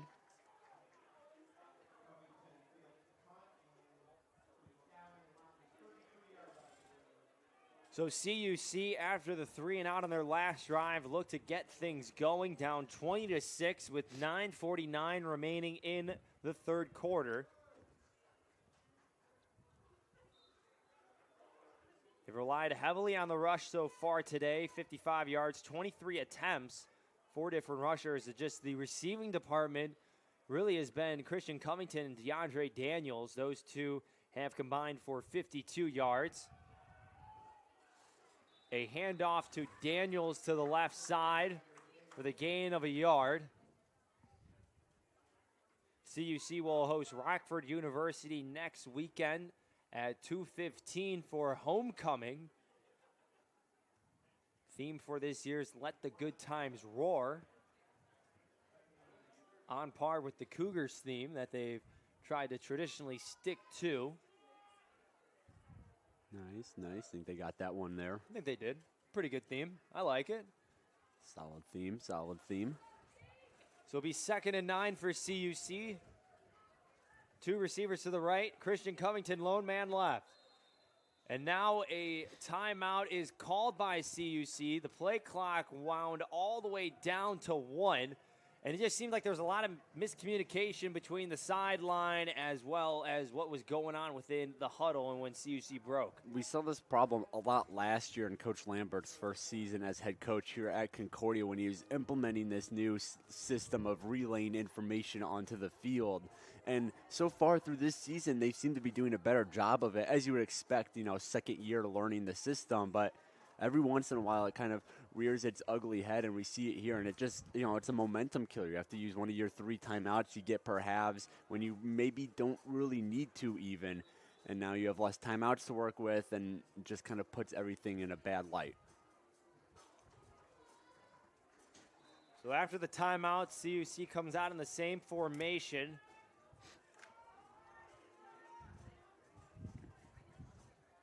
They motion Covington, hand it off to Daniels. Pickup of maybe 2 on the play. So another 3rd and long chance for CUC. We've mentioned again and again, they've struggled with 3rd down so far in this game. But at the same time, too, Eureka's defense has started to turn things up when it's come to these late downs on drives. Well, Eureka's defense definitely came to River Forest, planning on improving, trying to get better here. As, they've struggled defensively a lot this season. 3 receivers right side. A pass to Adarian Sykes. Just enough for a first down.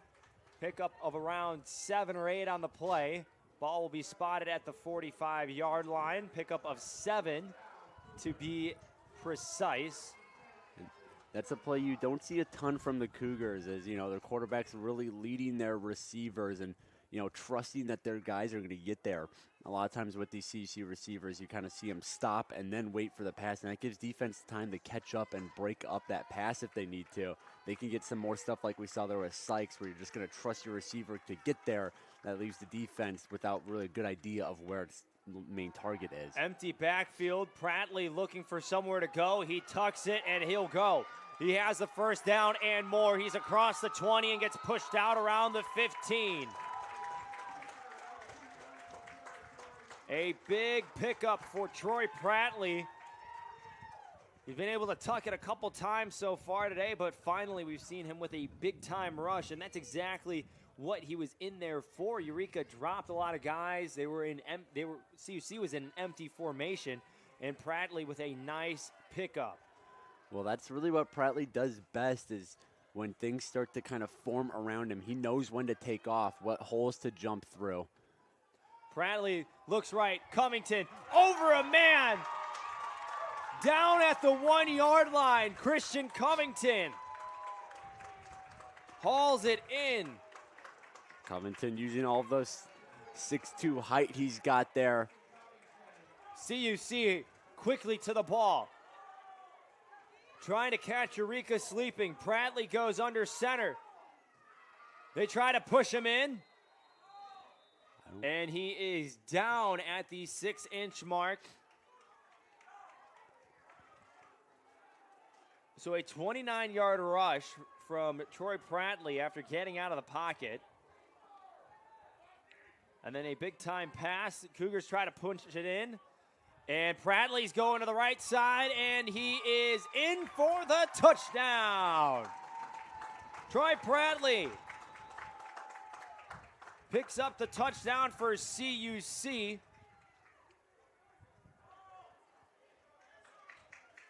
First rushing touchdown of the game for the Cougars. That is Prattley's second of the season. Ryan Auer out to attempt the extra point.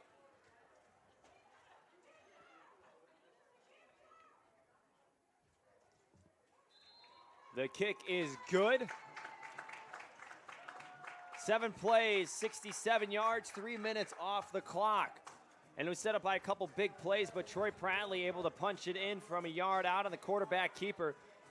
But again, Peter, looking at those big plays, Eureka had it on their touchdown drive, but Troy Prattley able to scramble for 26 yards. And then we then had the Troy Prattley pass to Covington for 25 to get down to the 1.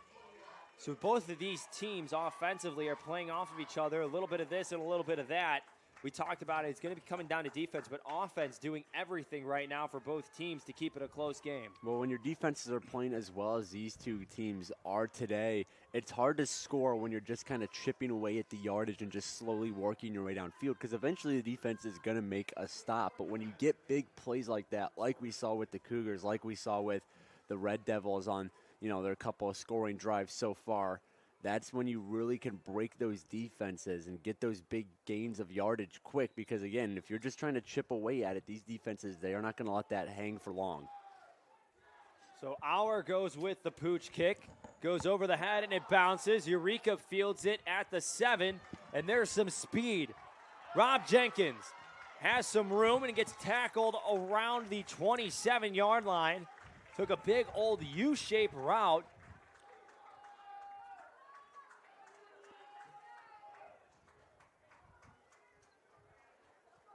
Correction on the return, it was Brandon Gardner who was able to bring it out.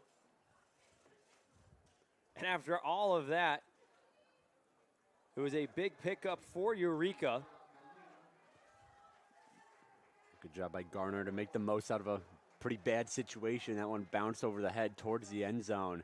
He's able to scoop it up and still get his team to over the 25-yard line. Bunch formation, they go for the rush. Julian Ramirez and Brandon Arredondo stuff it at the line of scrimmage.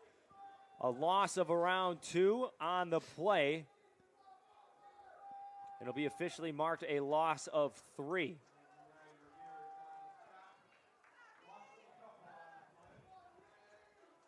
.6:15 remaining in the third quarter. Tinkham goes deep. Had a man that beat his defender in coverage. Pierce Bradford was able to get past Ungst in coverage.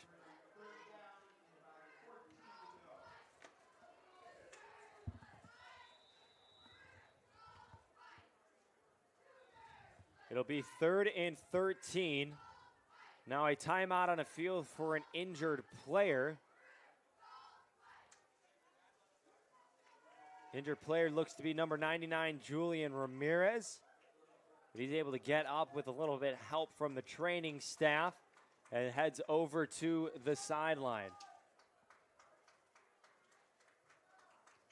Well, we want to remind fans, if you want more information on anything CUC athletics, you can head over to our website, cucougars.com.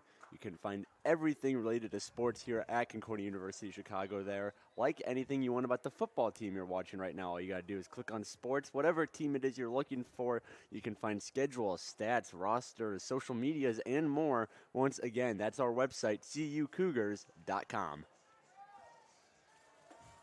3rd and 13 for the Red Devils. Ball is at the 24-yard line. Eureka's 4 for 9 on 3rd down conversions in the game.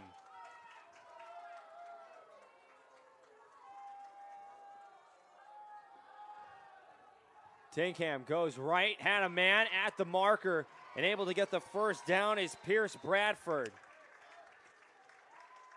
Bradford with his 4th reception of the game gives the Red Devils a new set of downs. Ball will be marked at the 40-yard line. Pickup of 16. Bradford always seems to find a way to make a big catch whenever he needs it most. Long 3rd down, and he makes the clutch catch. Tinkham pulls it and gets tackled behind the line of scrimmage for a loss of 1. Brandon Arredondo on the tackle. Well, after the Cougars, they pulled within 1 after that last touchdown. Be a big stop here if you can keep this a 1-score game. Go ahead, Carter. I was going to say Arredondo, 2.5 tackles for a loss as well, so he's starting to pick it up too. One of the names we haven't said as much throughout the season, but again, still relevant. And what a hit, Julian Ramirez at the line of scrimmage. Doesn't look like Ramirez is feeling too bad after that injury. Angel Garcia just met Julian Ramirez, the 6'3", 255-pound nose guard at the line of scrimmage. It'll be 3rd and 11 at the 39-yard line. Keep in mind, Peter, that there's only been 2 receivers that have hauled in receptions for the Red Devils. It's either Hill or it's Bradford. Well, again, Bradford and Hill, top 2 receivers on this roster coming today. The next receiver is Burnaby. He's only got 32 on the year, so Bradford and Hill doing the heavy lifting is an understatement. Cougars bring the blitz. Tinkham trying to find someone, has a man up in coverage, and it is dropped. Pass was intended for Pierce Bradford. The pressure from CUC maybe caused Tinkham to have a little bit more of a lofty pass. A good stand for CUC. Now brings out 4th and 11 and the punt team for Eureka. I think Jonathan Unks was able to get a hand in there, it looked like. I don't know how much of the ball he actually got, but he was definitely there disrupting those 2 Eureka receivers in the vicinity. And Unks is having a really good game. Again, he did allow that touchdown at the very start, but since then, he's been pretty locked down at corner. 2 pass breakups in the game for Unks. Cougars get the block. Ball is in the backfield. And another blocked punt for CUC. Big time special teams play. I don't know what Coach Lubrill's got the special teams going on right now, but it is working. They are just doing everything right these past couple weeks, especially today. Take a look back at the replay for the blocked punt. And just coming right through the middle. One of the CUC front line defensive linemen, and now it gives CUC a chance to try to take the lead or tie the game. Daniels with the handoff gets tackled back around the 29-yard line. And on the tackle for the Red Devils, number 3, Garrett Wayne. This is exactly what I was talking about earlier about special teams, your defense really helping out your offense as they're trying to put more and more points up on the board. You know, the defense was the one that forced that 3rd down miss, which would have been a good punt position anyways, and then your special teams come out, get the big block, and now you're in even better field positioning as you're trying to tie this game up with a touchdown.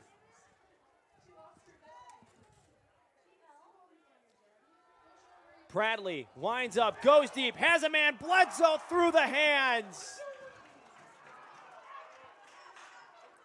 They had Bledsoe in one-on-one coverage,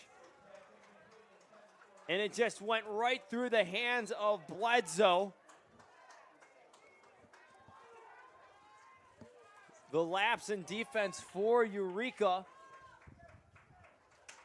was able to get bailed out after the incompletion. So 3rd and 16 for CUC at the 29-yard line still.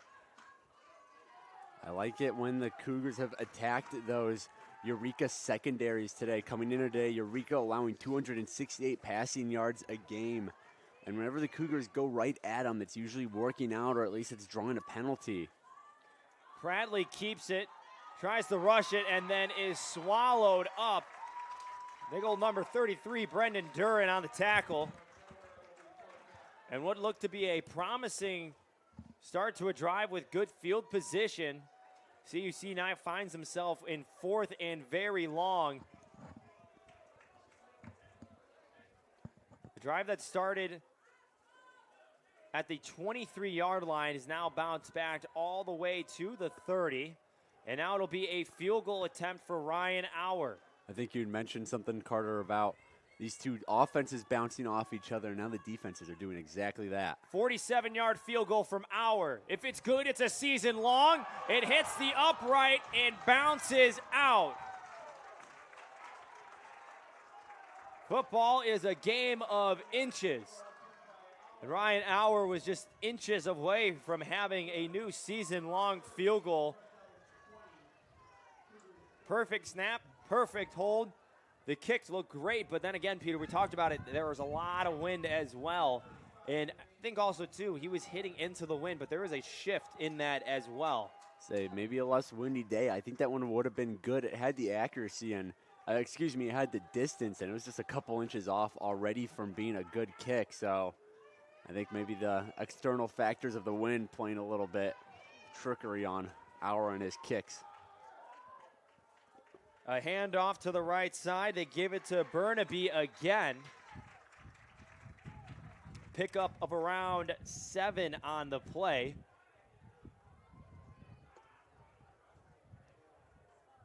Burnaby has slowly become the feature back of the second half for Eureka, now with 7 carries and over 60 yards on the ground. They give it to him again, and he dives across the marker for a first down.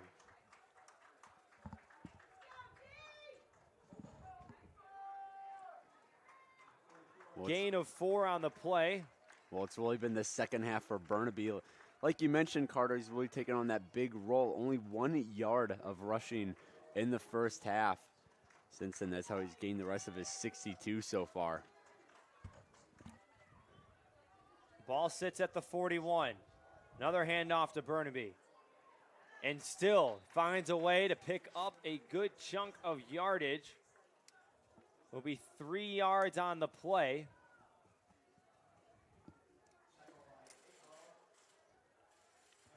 Martin Egbo on the tackle. The official gain of 4. 1:12 remaining in the third quarter. Eureka up 20-13.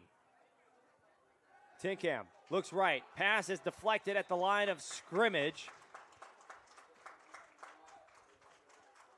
Julian Ramirez looked to have gotten his hand up in the throwing lane of Tinkham.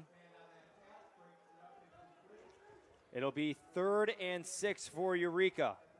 I'm not sure who on the Cougars coaching staff might have brought this up, but we've seen so many good things today just because the Cougars players are having their hands up. They're disrupting those passing lanes. We've seen them get in a block or two in the game as well on special teams. So it's one of those small things that you might not think about, but just sticking your hand up there when you're going after the ball could turn into some good things. Cougar faithful making noise. Tinkham looks left. Catch is hauled in by Hill, but he'll be about 3 yards short of the marker.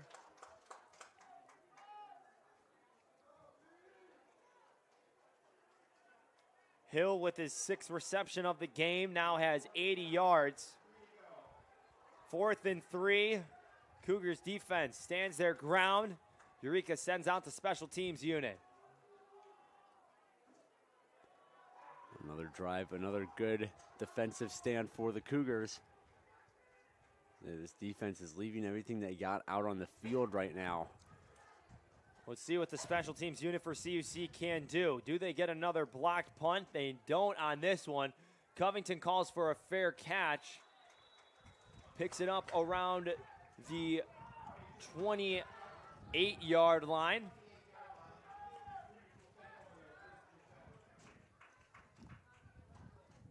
Seven seconds remaining in the third quarter. Carter Gledhill, Peter Borkowski with you on the Cougar Sports Network. A lot to look forward to, especially next week with homecoming week, Peter.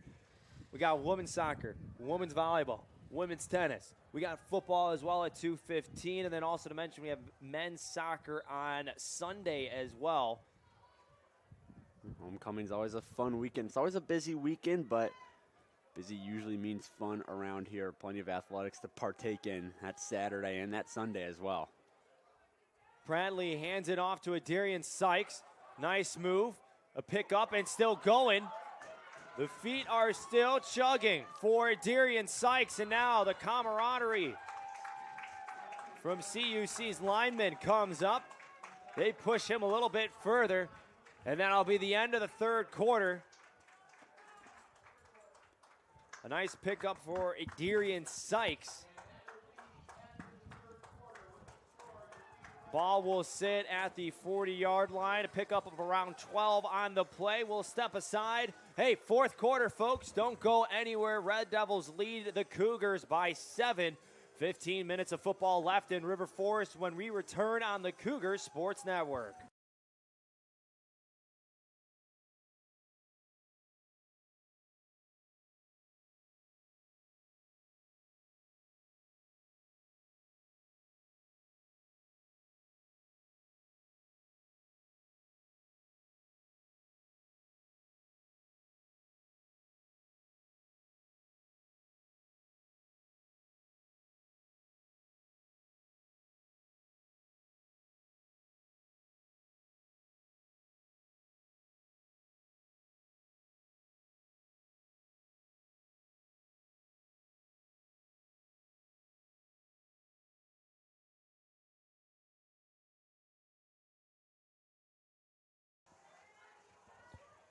Fourth quarter football here in River Forest. Carter Gledhill, Peter Borkowski with you as we get ready to watch some final action here in this conference matchup between the Red Devils and the Cougars.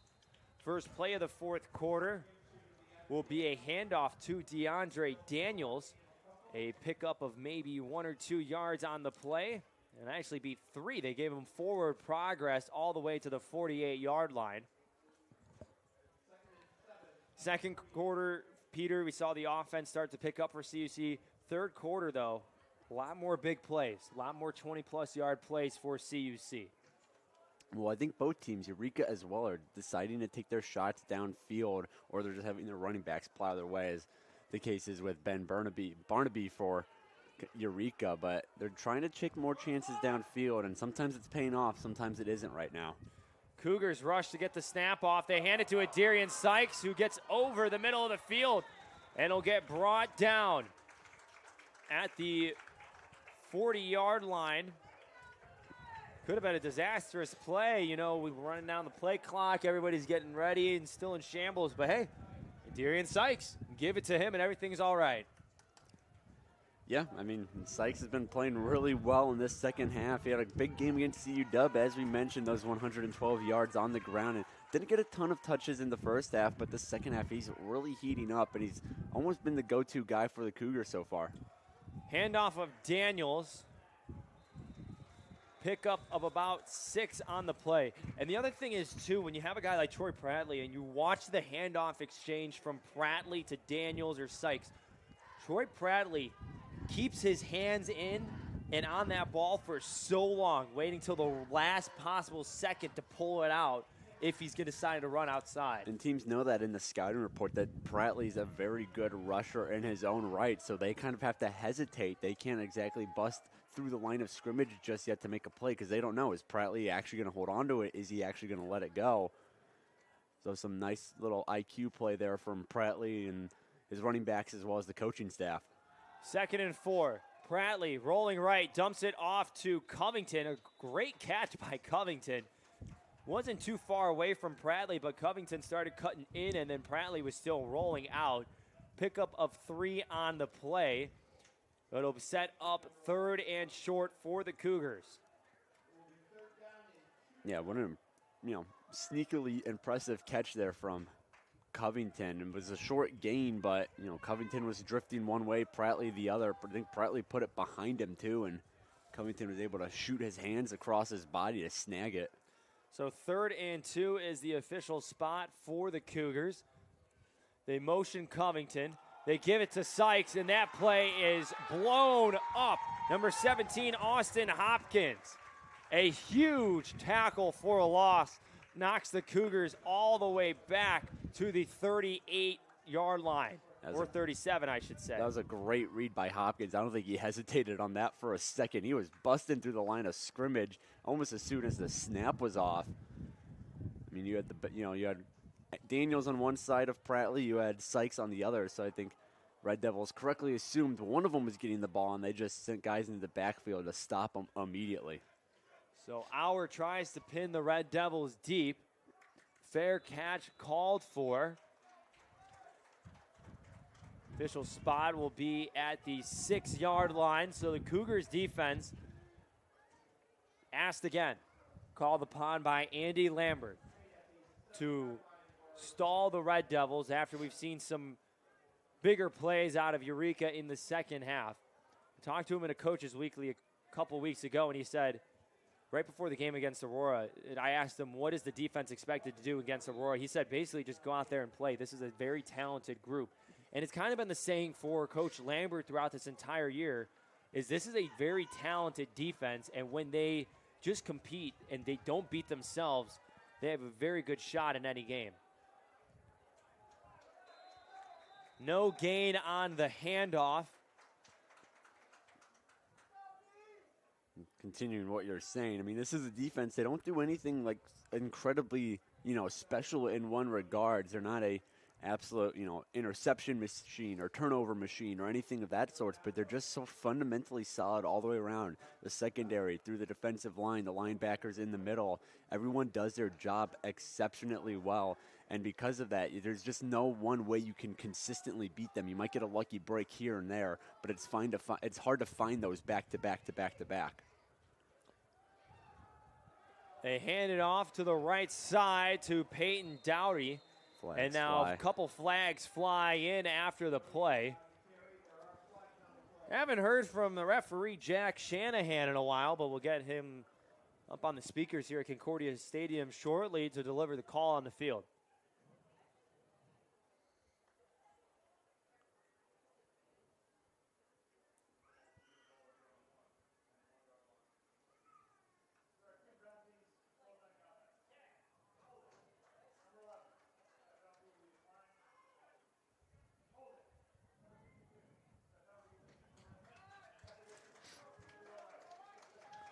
So 2 holding penalties on the Red Devils. Number 11, Pierce Bradford, as well as number 52, Hugo Garza, excuse me. The right tackle for Eureka. So this is a penalty here, Peter, that's going to really drive the Red Devils back. And the spot is going to be, my eyes are correct, around the 4-yard line here. That's about right. Well, there's a chance for the Cougars. Red Devils have been playing pretty clean football up until now. Look at their penalties, just 3 for 33 yards. Cougars have a better stat line in that category, 3 for 20 yards. But your team makes a mistake, you got to capitalize it now. They go to throw. Tinkham looks left side, has a man wide open down the sideline. There he goes, Pierce Bradford. Tackled at the 40-yard line. A huge pickup for the Red Devils. The longest play of the day for Eureka. I don't think Cougars expected that one. You're so close to your end zone, you figure the team's just going to give themselves some breathing room with maybe a rush or a check down, but instead Red Devils send it all the way downfield. Bradford creates some excellent separation from his defender, and all Tinkham had to do was place it in anywhere close to him, and Bradford had enough room to go make that grab and then get a decent chunk of yardage up after it. 56-yard reception for Bradford. Pass hauled in by Sebastian Hill. So again, those are the only two receivers for Eureka that have caught a pass today. Hill now has 7 for what will be probably around 86 yards. And then Bradford now 5 receptions, 124 yards, and a touchdown. That was the longest reception of the day, 56 yards. 2nd and 4 for Eureka. 3 receivers to the near side again. A handoff to Ben Burnaby, and he just lowers the shoulder, and the big fullback is still going. They mark him out of bounds around the 28-yard line, but right even before we see Tinkham get the snap, Burnaby's already got the paws open, ready to get that ball in the breadbasket and take off. Burnby, once he gets a little bit momentum behind him, he's hard to bring down the 215-pound senior. I mean, you get some steam. That's going to be a hard train to stop and step in front of the way of. I know we've mentioned Marshawn Lynch comparisons throughout the game, but it's very true. Once he gets moving, it's hard to bring him down. Handoff to Peyton Dowdy. Loss of 2 on the play, and now some extracurriculars as well on the far side of the field. A Eureka receiver as well as a CUC defender got tangled up and are saying some words after the play. It'll be a loss of 1 on the rush to Peyton Dowdy. 2nd and 11 for Eureka. Ball sits at the 24-yard line on CUC's side of the field. 8:32 remaining in the game. Tough window and pass hauled in by number 5, Sebastian Hill. Again, Hill, quick route right over the middle. And there was a very tight window for Tinkham to thread the needle and get it in. Hill and Bradford really showing off the versatility. They're making tight catches like that, making some contested catches, making some big throws downfield where they just use their natural skills to create separation and have an easy catch to reel in. These are 2 extremely versatile receivers. 3rd and 2. They try to run it up the middle, but the Cougars front 3 says not today. Julian Ramirez around the pile, Brandon Arredondo, Trayvon Thomas, all there. No gain on the play. Red Devils will send out the field goal unit.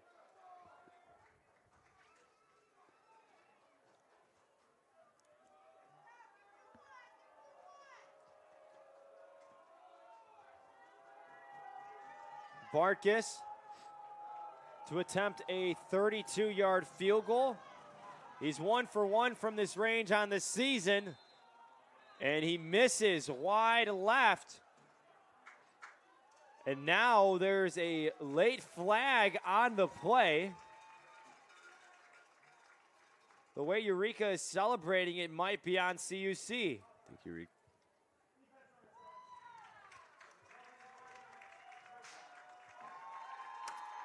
So the penalty on CUC, an offsides penalty after the missed 32-yard field goal, will now bring the offense back onto the field for Eureka. And talk about a costly penalty, Peter. That is one that, depending on what Eureka does here, might be the turning point in this game for CUC. I think costly could be an understatement if the defense still stands tall. But now at this point, they're tired. They've been on the field, for the past, look at this drive. They've been on the field for the past however many minutes now. Looks like about 4. They're tired at this point. Little quarterback keeper, loss of 1 on the play. So you think you get off the field after the missed field goal, get your offense back on, keep this at a 1-score game. Now you're going to be happy if you could just limit Eureka to another field goal. Even then, it's still going to be a 2-point game, 23-13. If Eureka, like you said, Carter, if Eureka's able to score a touchdown here, that's a big turning point for this game. Yes, field goal here for the Cougars is what you need. Going to take a lot of work if Eureka does score a touchdown. Tin Cam keeps it himself, has room to run, inside the pylon, touchdown Eureka. An 11-yard rushing touchdown for Lucas Tinkham. And the Red Devils now lead 26-13 over the Cougars. Tinkham had very little resistance getting to that end zone as soon as he got around to the left side of the field. I mean, there was no yellow jersey anywhere close to him. He basically had to jog into the end zone. So good situational awareness from Tinkham to find all that open room. Another flag on the play. Tinkham with his first rushing touchdown of the season.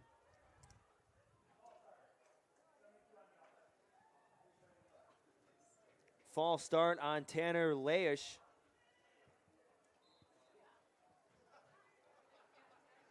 Moves the extra point back.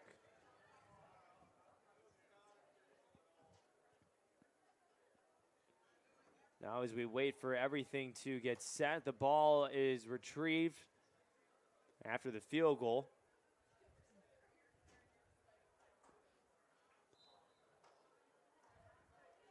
.6:24 remaining in the game. Barkas out for the extra point. It goes through. Eureka now leads 27-13.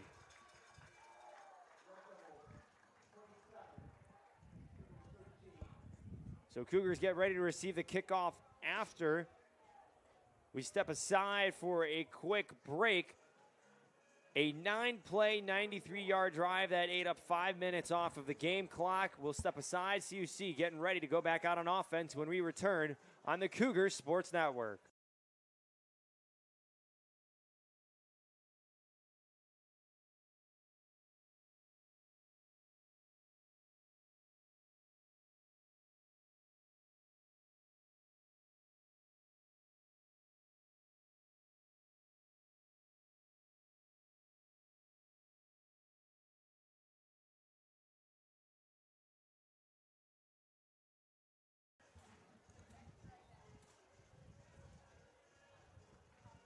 Welcome back to Concordia University, Chicago. Carter Gledhill, Peter Borkowski with you on the call.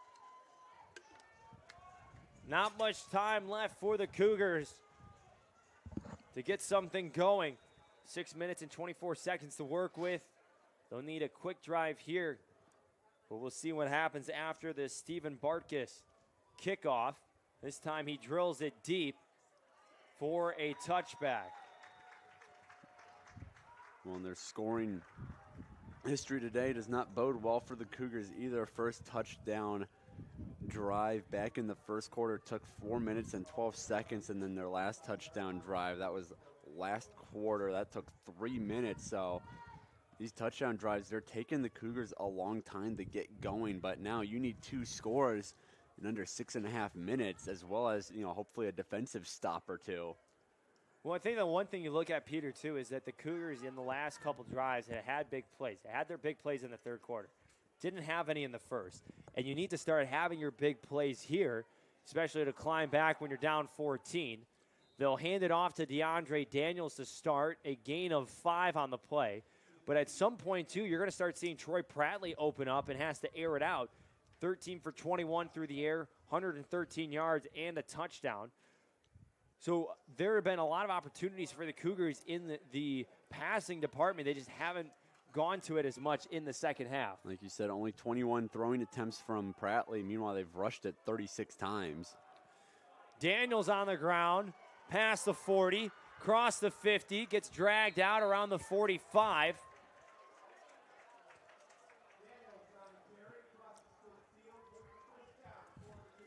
A carry of about 25 yards. Clock still winding. Well, this is, you might not think of this with 5 minutes and 37 seconds left, but you got to start working to the sidelines now because you're going to need that ball again before the game's over, before regulation ends. So every stoppage of the clock you can get is really going to help your team out. They get it outside. They hit the tight end, Jordan White. A pickup of 7 on the play. And those are the kind of pass plays, too, that you can start getting big chunks of yardage on when you have a guy like DeAndre Daniels or Darian Sykes that will allow the defense to worry about the run, too. It's not going to be a long pass, too, but we've seen both of that from CUC so far today. Well, you have to respect Sykes and Daniels. That's the big thing. Both are capable of ripping off big rushes when needed. Bradley airs it out for Covington. Tried the senior receiver, but overthrew his man. We already seen a big hiccup by Covington today. It was of 15 yards. It was right by the end zone before CUC punched it in 2 plays later. So it'll be 3rd and 3 for CUC on the Eureka 38-yard line. They hand it off to Daniels. It'll be close to the first down marker. The spot will be a yard short, a pickup of 2 for Daniels. 62 rushing yards on 14 carries for the senior running back today. And right here, Peter, you have to go to your best play in the playbook. And they're going to put Troy Bradley under center. Looks to be 4th and inches. They'll send a man in motion. 15 seconds on the play clock. This could also be trying to draw him off sides. Well, I think they got to go for it. You need 2 scores. Your offense hasn't been moving much all day. They give it off to Daniels, and what a play! Blown up. Number 9 for Eureka, Chuck Weathersby. And now the bigger concern is DeAndre Daniels down on the turf. But Weathersby just came out of nowhere up the middle, right over the center, and there was no shot Daniels was going to get out of his grasp. Shout out to Eureka and their knowledge of the CUC playbook and, the scouting beforehand. I mean, Weathersby and everyone else around him, it's like they knew that was the exact play because as soon as that snap was off, they were shooting through the offensive line into the backfield to stop Daniels, who you obviously hope is okay. He looked a little hobbled getting off the field. But, man, what a great defensive play from Eureka. What a good defensive game from Eureka, too. Everyone is saying, they're struggling defensively coming into today, ranked towards the bottom of the neck in a lot of defensive categories, but they put up a heck of a fight here against Concordia. So now the chance for Eureka to burn some clock, 4:18, as Lucas Tinkham able to get a good, or should I say, good pickup of yardage. And right now you're going to see maybe Tinkham start to tuck that ball a little bit more, start to rush. A pickup of 5 on the play for the quarterback. Well, under 4 minutes to go in regulation. Cougars, they still got 2 timeouts to use, but Eureka plays this right. They just keep picking up decent amounts of yardage every play. There's a chance they could run this one down on this drive. Another handoff, fake handoff, I should say, and a tackle made. Number 23, Brandon Montford, we haven't said his name too much today, makes the tackle. A flag comes in from the back judge.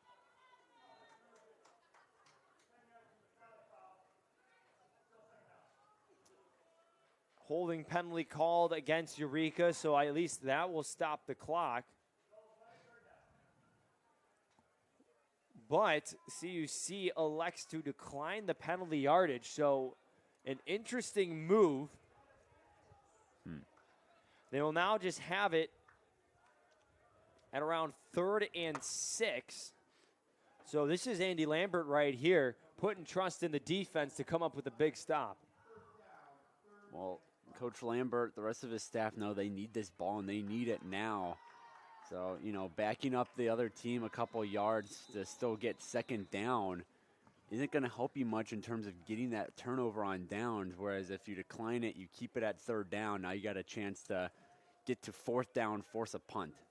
Eureka uses their first time of the second half with 3:03 remaining in the game. It'll be 3rd and 5 at the Eureka 44 when we return on the Cougars Sports Network.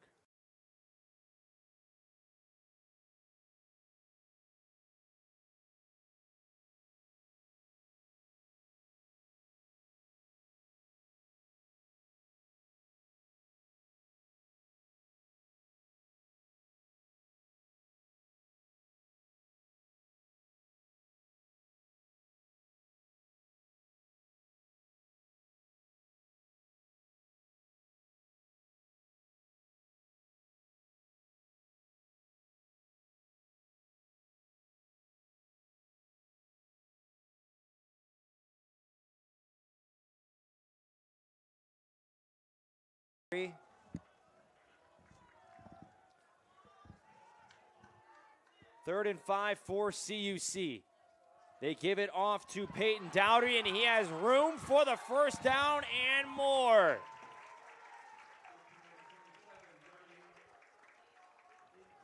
The 8th carry of the day for Dowdy. He was quiet a lot at the beginning, a lot of negative rushes, but that was also because CUC's front three was getting in the backfield. His longest rush of the day puts the Red Devils at the 43-yard line on the CUC side of field. Well, Dowdy came into today leading rusher for Eureka with 185 yards, but like you said, Carter, he's been mostly quiet. It's been the Ben Barnaby show with a guest appearance by Angel Garcia as well. 13-yard rush by Dowdy, followed up with a loss of 1 on a quarterback keeper from Lucas Tinkham. Almost nearing just 2 minutes to play in the game. Think about this too, CUC has 2 timeouts. They had to use a timeout earlier in the half because of the delay of game they had to avoid. So Eureka will wind the play clock down as much as they possibly can. Now sits at 14. They finally break the huddle.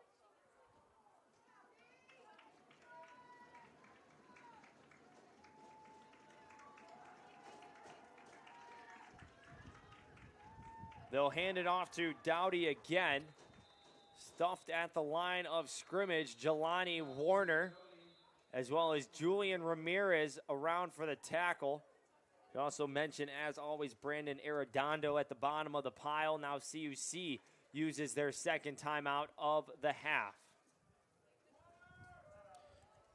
Cougar fans, you can continue to support Mental Illness Awareness Week and the Hlinski's Hope Foundation at the CUC women's volleyball game this Tuesday night at 7 p.m. when they take on the Aurora Spartans. Once again, that's Tuesday night, 7 p.m. in Geisman Gymnasium. Hoping to support a great cause. Being honored here today at today's game.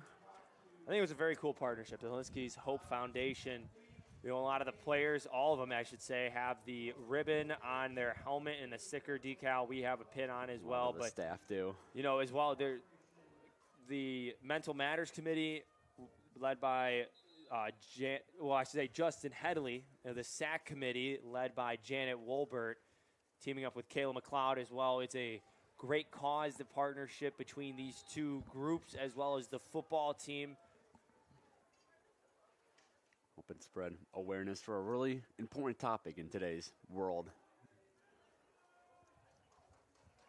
So 3rd and 11 for Eureka. A first down here will most likely end the game for CUC. Tinkham has to get out of the pocket to try to avoid pressure. He's tackled inbounds.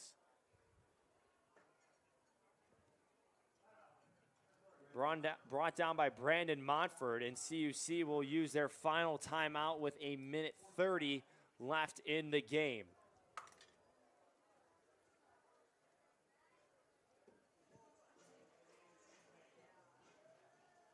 So CUC hosting homecoming next week. Peter and I said, let the good times roar is the theme.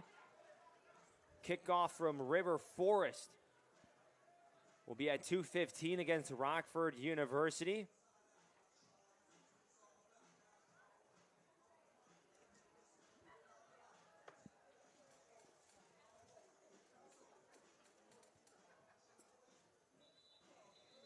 Both teams breaking the huddle. Eureka College will be on the road and take on Concordia University, Wisconsin up in Mequon at 1 p.m. on the 8th.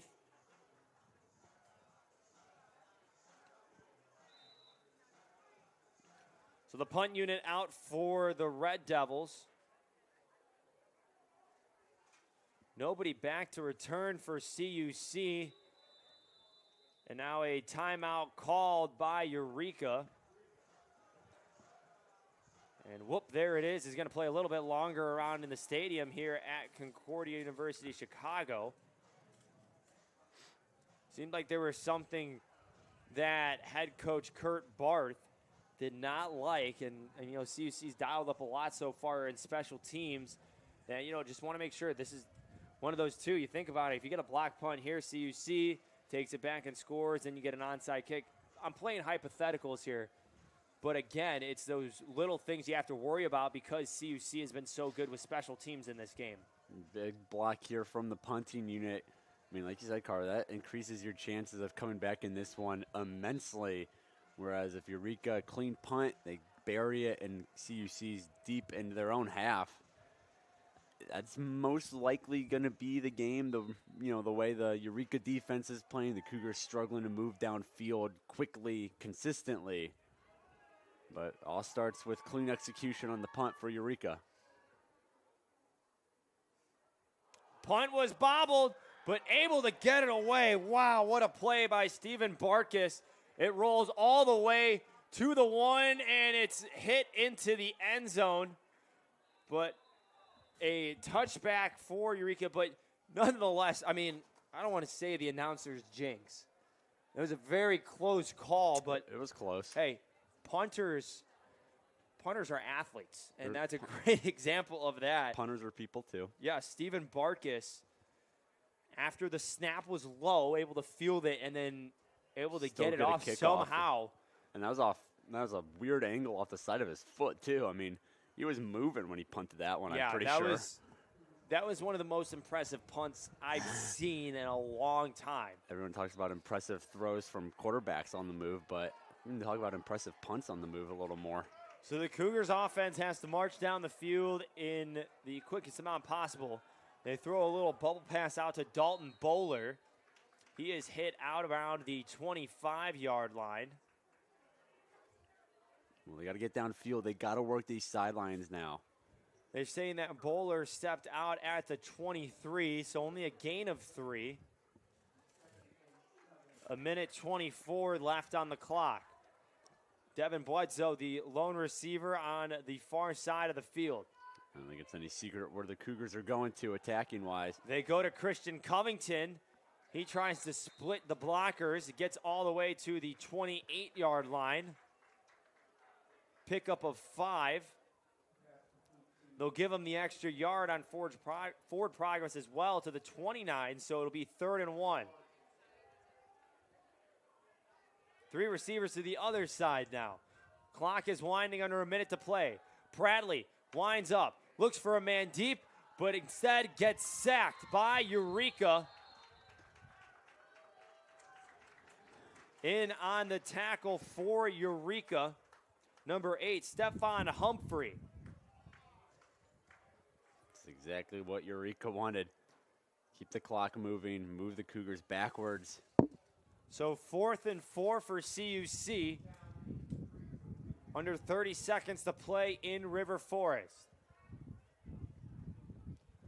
Low snap, Bradley looking across the middle. Has a man, but throws it behind Christian Covington. And with that, 4 and out now for CUC.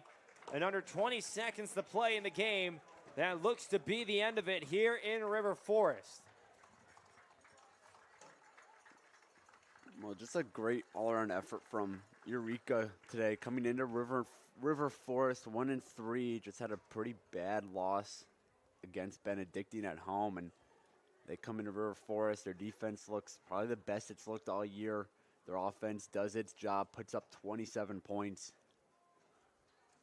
You know, Eureka is one of those teams that, you know, both these teams, one of those teams that a win here would kind of send them on one of either paths, and Eureka came in, they got the job done.